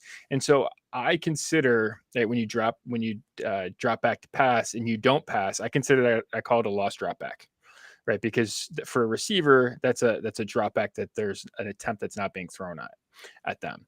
And so what you end up seeing with Justin Fields is his career average last year was 28.2% of his dropbacks turned into something other than attempts, which is like by far the biggest number that any quarterback's ever recorded. And then, going back to like 2008, which is when I got my data. And then when you actually look at it for his career, he's at about 25.2. So a quarter of the time when he dropped back, he's either getting sacked or he's scrambling and he's not throwing a pass. The next highest number is 18%, right? That is an enormous efficiency suck out of an offense. And so what you end up seeing is because of what happens with Fields, right? Because he takes so much X, because he scrambles so much, the effect of that is like he was about a league average yards on a per attempt basis. He was actually league average, right? In terms of how many receiving points he generated for his receivers in terms of catches and receiving yards and touchdowns. You just sort of adjust that for his attempts. He's about league average, which is good. The problem is that's not the right denominator, right? Because what you end up seeing, it's the lowest attempts in the league. It's like that bad of a rate, and they're dropping back to pass at an extremely low rate, and he's sucking a quarter of them out of the air, right? And so what you end up seeing is it's just a graveyard, right? So to give you an idea, like we've complained a lot about the DJ Moore stuff. Carolina's quarterbacks weren't good, but what they didn't do was sort of they weren't good, but they didn't implode him by taking a ton of sacks and taking scrambles, right? And they threw it at a decent enough rate, right? They were actually above average in 3 out of his 5 years in terms of passing attempts. And so what happened is that math adds up to he can get to 120 targets, right? If you take DJ Moore's numbers from last year, right? He had a 25.7% target share. If you apply that to the attempts that Justin Fields threw last year, it's 97 targets. That is 97 targets. He had 118 last year and he's dropping to 97, right? That is a dismal outcome. And now you say, okay, well, how does it get better, right? Well, maybe they throw the ball a lot more. Like they're going to really need to drop back to pass a lot more than they did last year because it needs to be a huge increase for Justin Fields because Justin Fields scrambles and he gets sacked so often. So that's a lot of it's just a math problem for him, right? It just becomes a really hard, spot for him to really get to 120, 130 targets, which is the most impactful thing. And you look at stuff like scramble rate, you look at sack rate, those things are extremely correlated year over year, right? And so I mean, this is a lot of math flying in the face of it's a really strong breeze directly into DJ Moore's face in terms of all the efficiencies and all just the geeky math stuff, like just the targets. The long and short of it is to kind of sum it up, the targets just don't add up, right? The target number just doesn't get there for him. That's my concern. So you're making a pretty strong case here against DJ Moore right now in Dynasty. Bennett Carroll, our producer, wants to know, and I'm gonna expound upon this a little bit. There's still time in free agency to sign some offensive linemen. They still have the draft to improve the offensive line, and the Bears have a lot of draft capital, and they actually even have more of it now since this Carolina trade. And they have a lot of money to spend as well. If they do improve the offensive line either through free agency or through the draft, does that mean that he's going to have fewer sacks and fewer scrambles, fewer forced scrambles, as Bennett put it? Or are you looking at what you just said, like the sack rate, scramble, like this is correlated year after year. So maybe you're a little bit bearish on even if they improve the offensive line, it doesn't necessarily have Justin Fields changing his stripes. Yeah, he's at 25.2%. And just look at the guys that are the next step down from him. It's Tyrod Taylor, Mike Vick, Colin Kaepernick, and Deshaun Watson. Those are basically the next 4 guys. And they're, we'll say, between 18 and 17%, right? That's where they sit. So again, that's already a huge impact. A couple of points. Number one, there's actually data that I'm not going to put a ton of weight into it because there's other data to suggest that maybe it's not necessarily all the most compelling stuff. But when you look at some actually publicly available offensive line stats for Chicago, ESPN does a metric called pass block win rate, which is basically how you win early, right? In the first 2.5 seconds, right? Which is where, the first 2.5 seconds of a drop back basically are the offensive linemen getting beat. They ranked second in that stat last year. Yeah. So that was actually a stat where I literally tweeted, am I hallucinating? Because I was like, I thought something was wrong with me. But the stat basically measures, can you sustain their blocks for 2.5 seconds or longer? The problem with Justin Fields is a couple of things. Number one, he takes forever to throw, right? By far the most time to throw of any quarterback in the league, right? He's at 3.4 seconds. He was about 3.2 in college. That's who he is. The other thing I would say is, like, you put him in Ohio State where he was an elite, right? Surrounded by elite guys, Olave, Garrett Wilson, Jackson Smith, and Jigba, right? Their offense was so good that Jameson Williams had to transfer, right? That's how good their offense was. It was still 18%. Right. So he was still above the next guys. Again, he was like the bottom 6 percentile in the stat. Right. I mean, it's just what he is, man. That's my concern with him. And if he's going to be, you look at the quarterbacks in that, like the Tyrod Taylor, the Mike Vicks, the Kaepernicks. I mean, Deshaun Watson did, but it was a little bit different. But those other guys, like, they've had a really, really hard time sustaining fantasy production, right? Just the shape of them. And Fields is like magnitudes worse. Right. Like, it's just a lot of, like, he's way, way out there. So that's my concern with him. Even if he gets better, incrementally, it's still a massive, massive drop on the offense.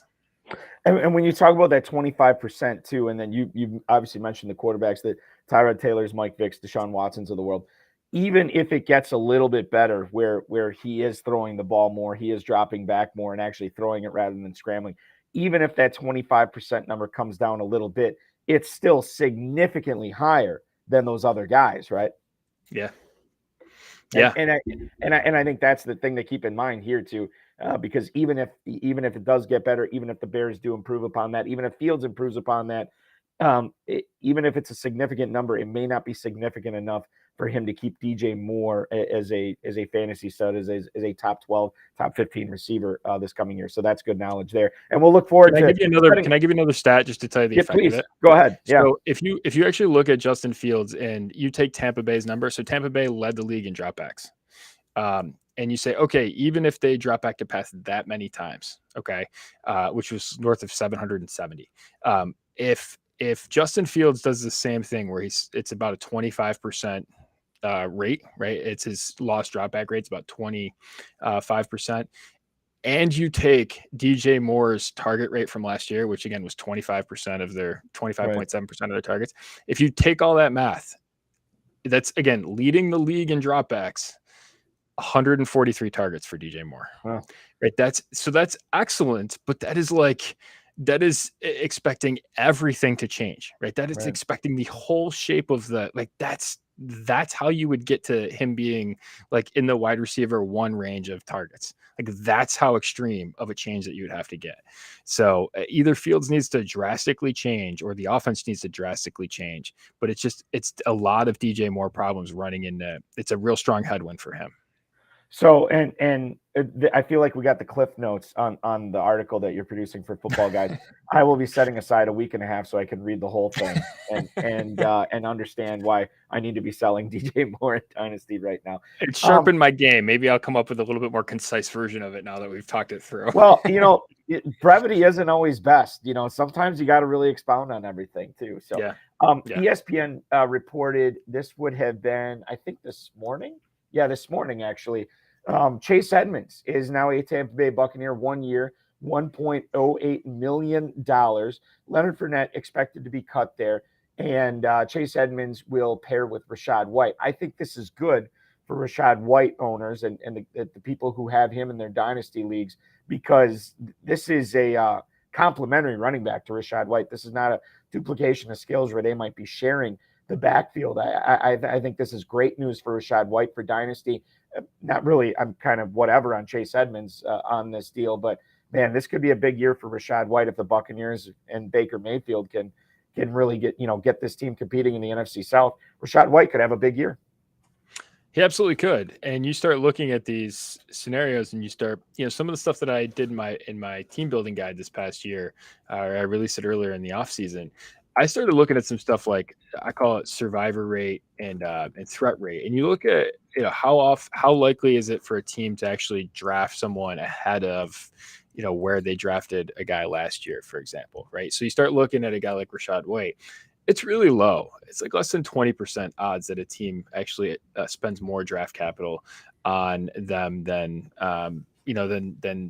they spend on Rachaad White, that they spend more draft capital this year on a running back.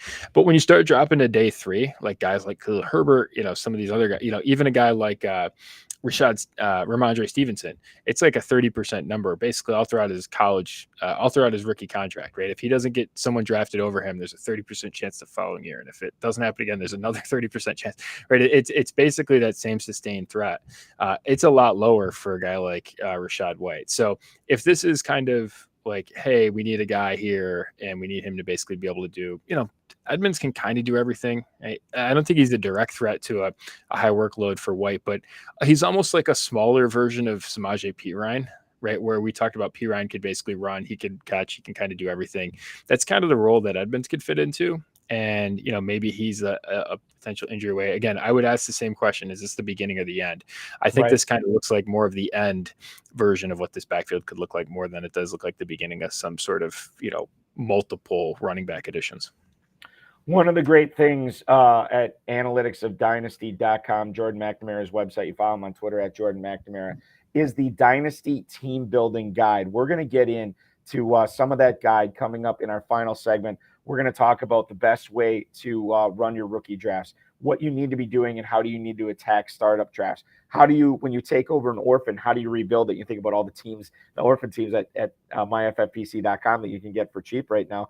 He's going to give you some tips on that. And then we'll talk about everybody's favorite part about Dynasty trades, how not to get taken advantage of, how maybe to take advantage of and get the best in deals, just little tips and tricks and stuff like that. He's going to share some of what you can learn more about at analyticsofdynasty.com. I'm Eric Balkman from the Fantasy Football Players Championship. We're going to be coming back and getting into, I said this with Chad a couple of weeks ago, we've had Dynasty 101, Jordan, with you. Now we're getting to Dynasty 201 in this final segment, not for the faint of heart. It's all coming up on the High Stakes Fantasy Football Show, only on the Better Sports Network. Monday Night Rants with Edward Rouse on Better Sports Network. Do you believe in the Madden curse? Do you think that's a real thing? I did. Now, I don't think it's as big of a deal anymore, but it was a real thing for a solid 10, 15 years. Yeah, it was Sean Alexander, LaDainian Tomlinson, Peyton Hillis. LT was never on the cover. I know that. Was he not? I thought he was one. Okay, well, you do know all the covers of everything. Yeah, okay. So if you want, I could do this real quick. So Garrison Hurst is the first official Madden cover athlete, 1999. 2000, I believe they still put John Madden on the cover. And then 2001 is where it all started. So 2001, you have Eddie George. 2002, Dante Culpepper. 2003, Marshall Faulk. 04, Michael Vick. 05, Ray Lewis, first defensive player on the cover. Okay. 06, Donovan McNabb. 07, Sean Alexander.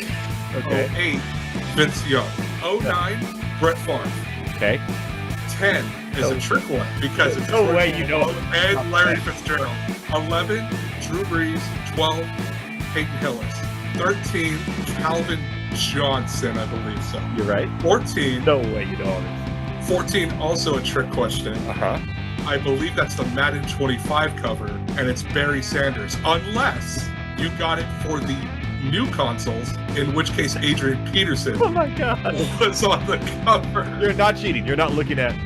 Swear on my life. Swear on my life. Okay, keep on going. 15, you have Richard Sherman. Okay. 16, hold on. 16 is Odell Beckham. Okay. 16. 17, now this is the one I get mixed up because 17 and 18 are back-to-back Patriots. They are. 17, I think, is Gronk, and 18 is Brady. You are correct. 19 is Antonio Brown. Correct. 20, Patrick Mahomes. Oh my goodness. 21, Lamar Jackson. 22, Brady Mahomes. 23, John Madden. But yeah, dude, I'm a cover nerd when it comes to this stuff. We now know, but that was really impressive. I don't know how. Thank you. That's literally 29 of them or something like that. Wow, that is You did not miss a single one, and you even got the special editions where they had 2 people on the covers. Monday Night Rants on Better Sports Network.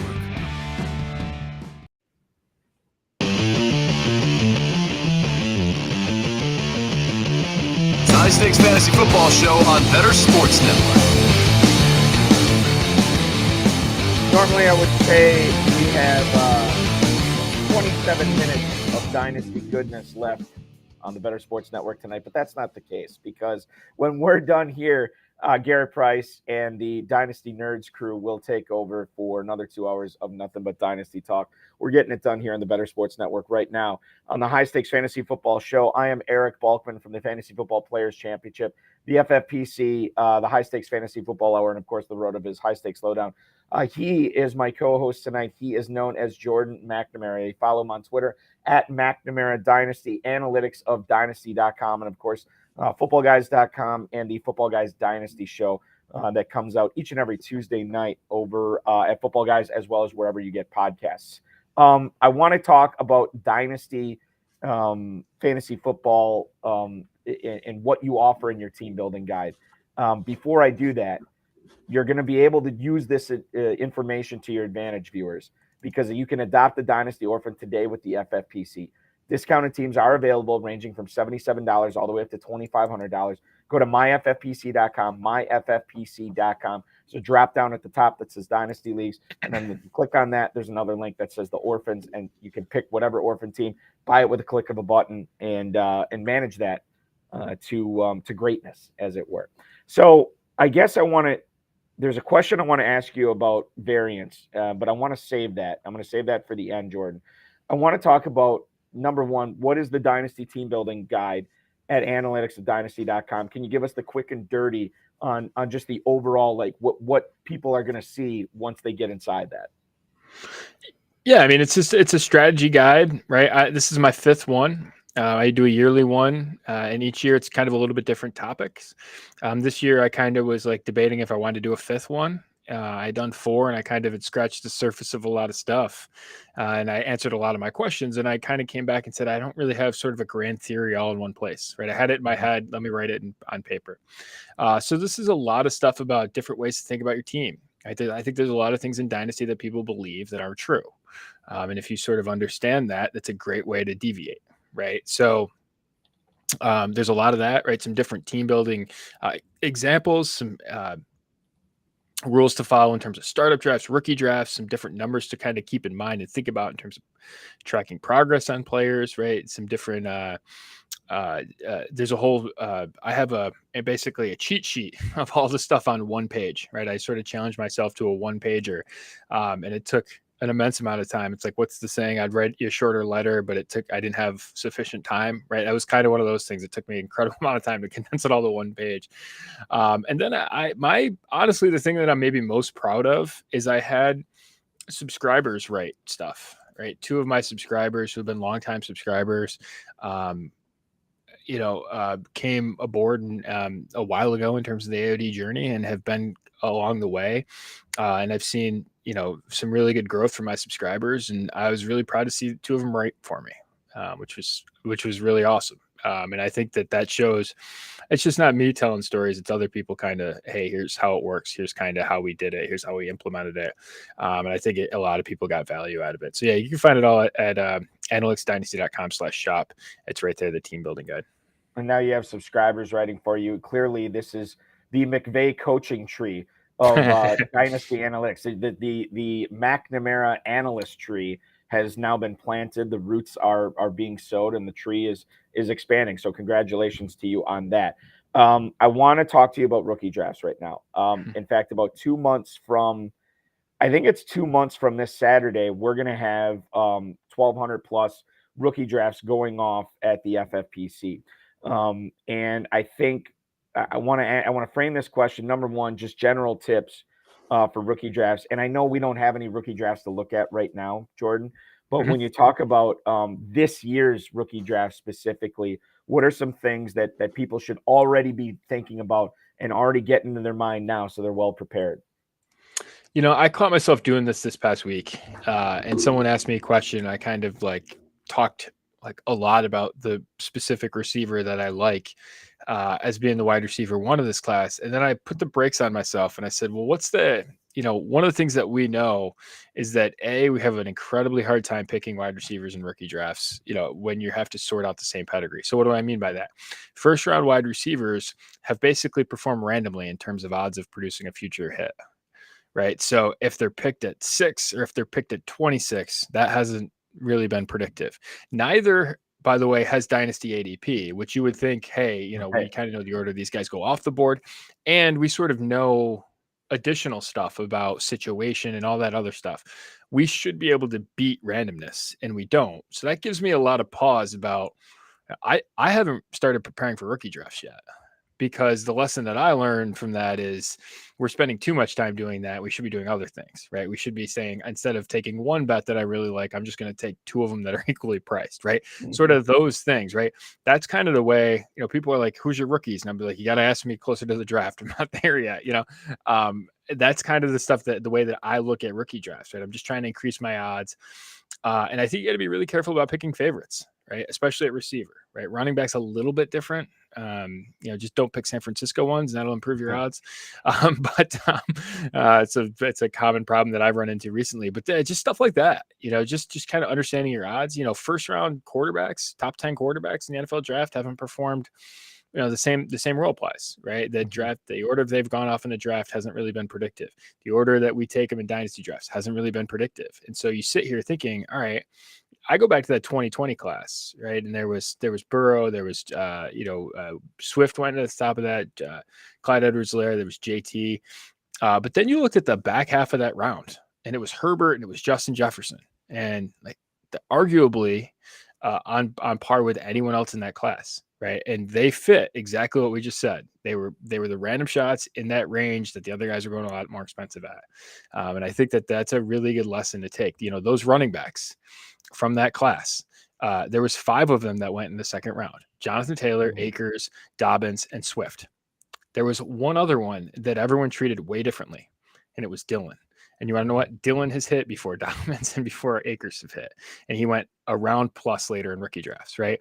So sort of being in on profiles and being patient on profiles and sort of looking at players like that, I think makes a lot of sense, and it'll improve your odds.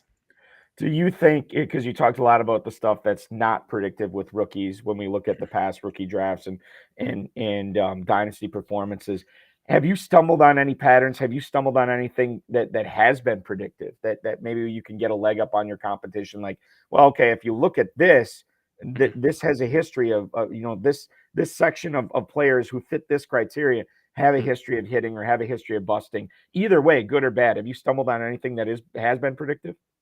The most predictive thing is draft pedigree. So, as I sort of what I was mentioning before, like first round wide receivers, they perform randomly within the tier, but first round wide receivers, when you sort of look at them, it's about 55%. That's a lot more likely to hit than a second rounder who's about 35%, right? So that's the most kind of important thing, right? So when in doubt, draft the guy that went higher in the NFL draft. Yeah. It's usually a pretty good rule in dynasty rookie drafts. When in doubt, don't take a guy that was drafted on day 3, right? Like those are some simple things that just sort of to improve your odds, right? But then at wide receiver, I look for how early did you break out, right? And there's some different ways you can measure that. Dominator rating's a good one. I just look, how soon did you get on the board for a 20% dominator breakout? Dominator is basically how big of a market share, how much of the receiving yards at your school you had. And how much of the receiving yards of touchdowns did you have? How many receiving touchdowns did you have as a percentage of your teams? And then you divide that by 2, and you get the average of the 2 numbers, and that's kind of your dominator rating, right? If you can get that over 20% when you're 18, 19 years old, and you're drafted in the top couple of rounds of the NFL draft, your odds of success are pretty good. If you don't do that, right, then your odds of success a lot less good, right? So those are some just easy sort of things to get in mind. I like running backs that can break tackles, and I like running backs that can catch, right? So those are really the things that I kind of look for to help me improve my odds. Do you ever put any stock into what you see at the combine? I've been big on the last couple of years relative athletic score. Obviously, I know speed score people have been talking about for years as well. And then the agility drills to me mean a lot more than the 40 times as well. Do you put how much? I guess I should ask, how much stock do you put into those numbers?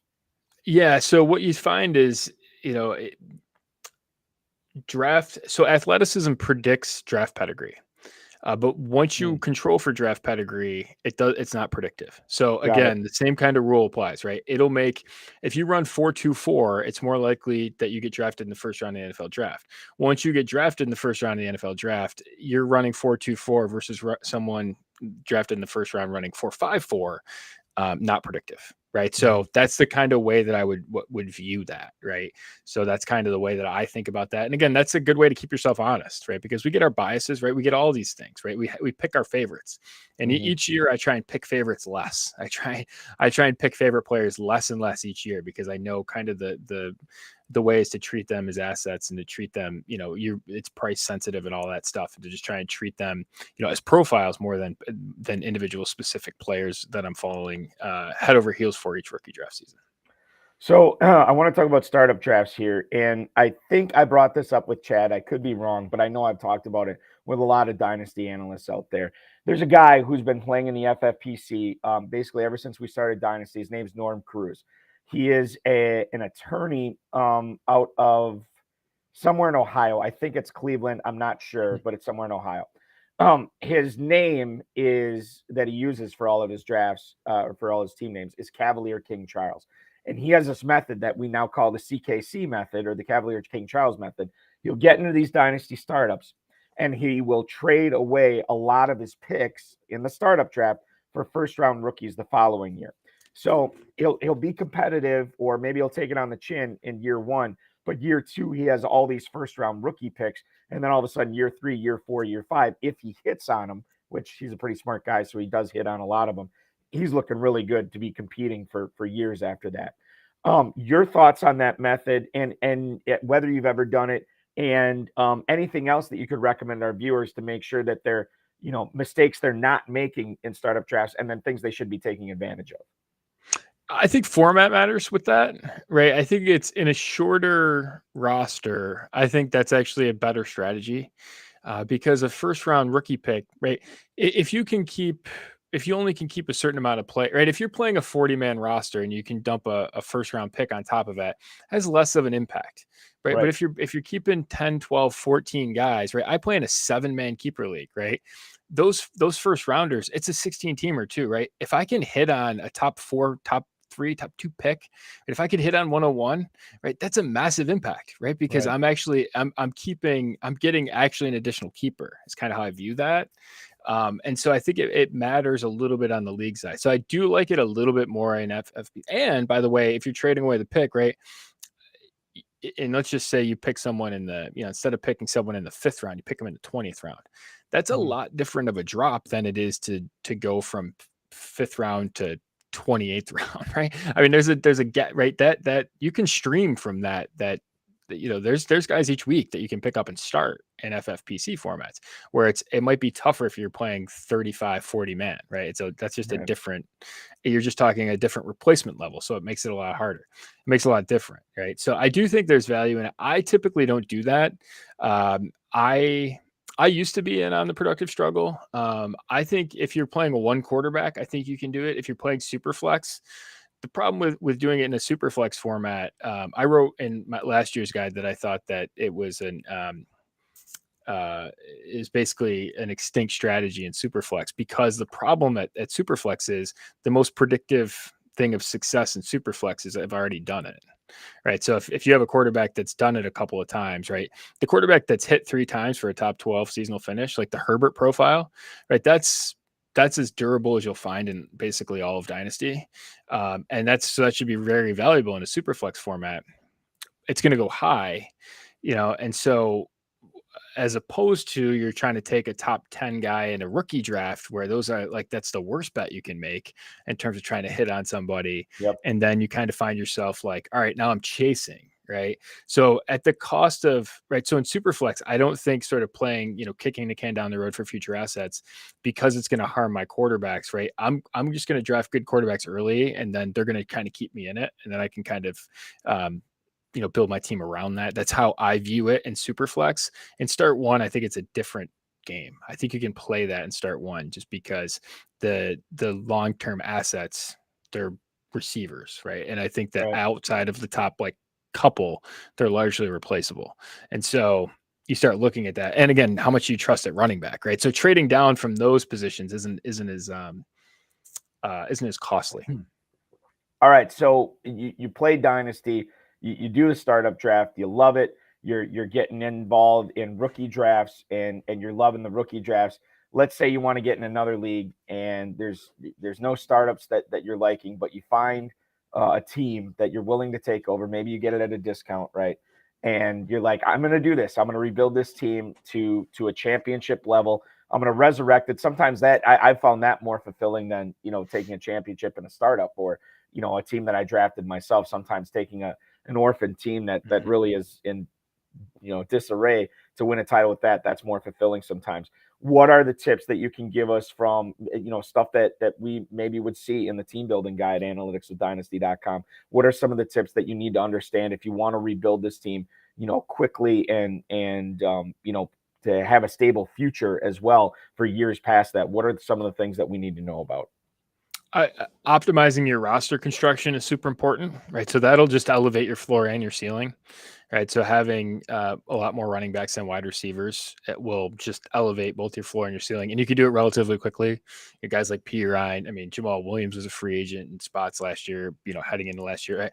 Just sort of adding those guys. And the deal with those is like they can instantly, if you've got 5, 6, 7, 8 of them, right, every week you're starting or streaming one of them just basically by the odds of it that someone's injured or whatever in front of them, suspended, injured, whatever.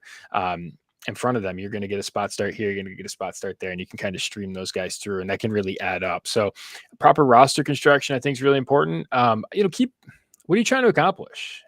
I've taken over some orphans and I say, my goal on this is just to learn how to trade with players that I don't usually roster. So in that, I might pick some different guys, right? I might look at a different team build and say, this has value for me, right? From a writing perspective, even, you know what I mean? Just, I kind of view some of these things a little bit differently as a content creator, but I'm looking for different things, right? I tend to look at, if I want to take one over and kind of win, like give me the 2 or 3 guys that I really, really like, and let me see if I can build around it, right?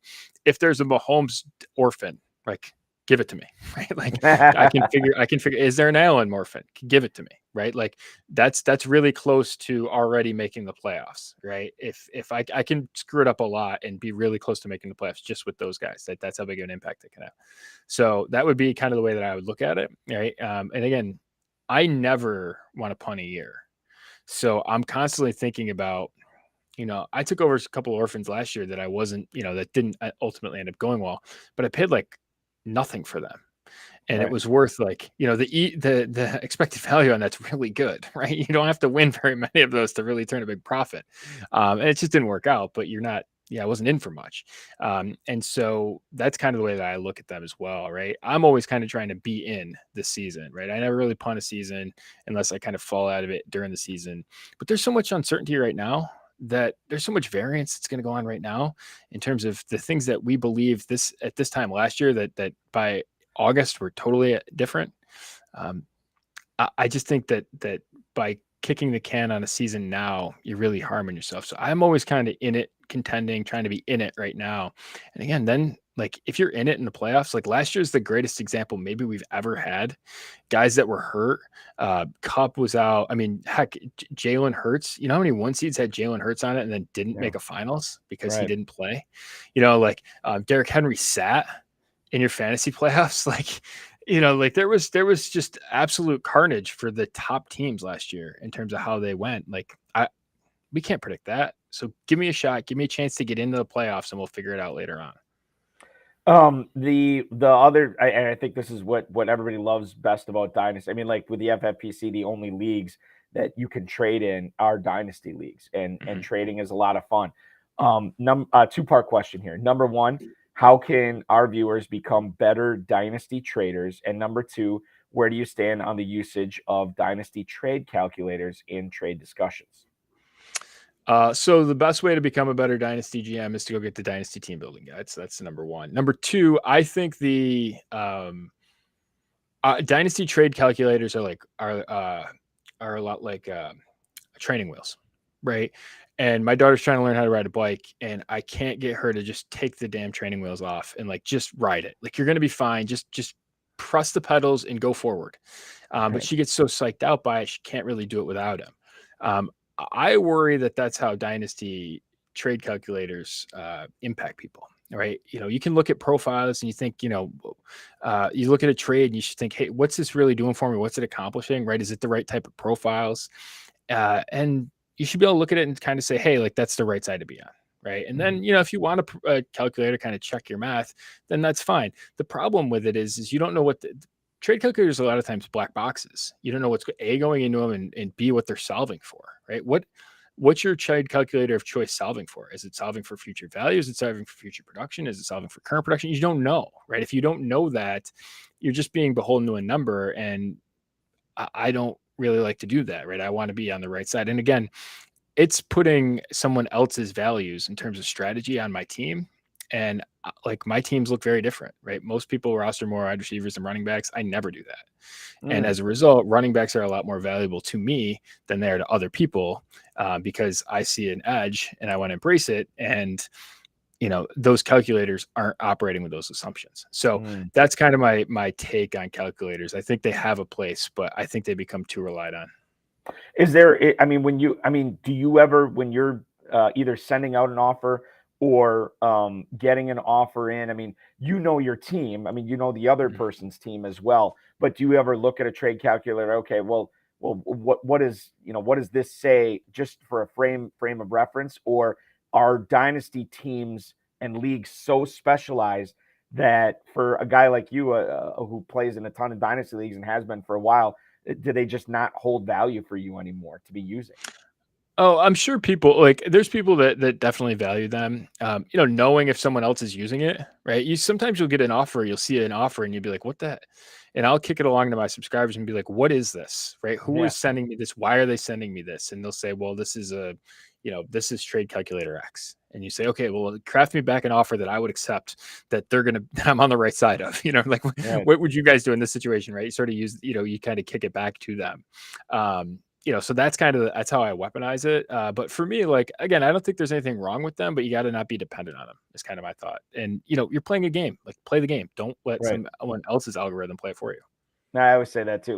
Not even with dynasty, when people ask me advice on, hey, should I pick this guy up? Should I cut this guy? Should I start this guy, sit this guy? I'm like, well, here's what I would do. But remember, it's your team. And part of the enjoyment of fantasy football is you run your own team. You tweeted something out recently, and I wanted to see if you can give me an example of this. Buying on the low side of variance and selling on the high side of variance, kind of one of the keys to winning on the edges for dynasty fantasy football. Can you give us a real life example of something like that right now? George Pickens. George Pickens had the best contested catch rate of any wide receiver last year. That stat is highly variable from year to year. It doesn't predict success in the future. And so what you're basically buying is a contested catch guy that's entirely dependent on that, basically, who doesn't get targeted that much on non-contested routes. You're basically totally on his price is almost entirely based on the fact that he caught a lot of contested balls last year, and that stuff's highly variable from year to year, right? Sell on the high side of that. Deontay Johnson, same offense, right? Just scored 0 touchdowns last year. What PFF projected him for 6.6, I think is the math. It's between 6 and 7. And he scored 0. He's the most catches of a wide receiver to ever not score a touchdown in a season. Right? That's on the bad side of variance. Right? He's on the cheap side of variance. He's on the downside of variance, and I would expect him to massively bounce back. He's the type of player that can lead the offense, lead the league in targets. Right? He's been sort of in that conversation before. Give me that guy when he's discounted. So that would be sort of my example of that. Analyticsofdynasty.com, at McNamara Dynasty on Twitter. The Football Guys Dynasty Show, Tuesday nights, anywhere you get podcasts. Am I forgetting anything? Is that everything? Where else can we get your content? Oh, footballguys.com. Footballguys.com. Analytics of Dynasty as a subscription. You can go on there. You can get the book. It's a standalone book. It's an ebook. You can immediate download. But also my subscription, 360 podcasts last year. We have a Dynasty Trade Finder. I'm going for 380 this year. So Dynasty Trade Finder, all my tiers, all my strategy and everything like that. You can get that all over at analyticsdynasty.com. So much great stuff from you, Jordan. Thank you so much for being a part of the show. Appreciate it. Eric, thanks so much for having me. Absolutely. That'll do it for the High Stakes Fantasy Football Show, ladies and gentlemen. MyFFPC.com is where to go for the never too early best ball tournaments, dynasty teams. Of course, MyFFPC.com, you're home for that as well. I want to thank Jordan McNamara. I want to thank Bennett Carroll for being a part of the show tonight. We'll be back at 7/6 Central next Thursday. And of course, Garrett Price and the Dynasty Nerds is up next on the Better Sports Network.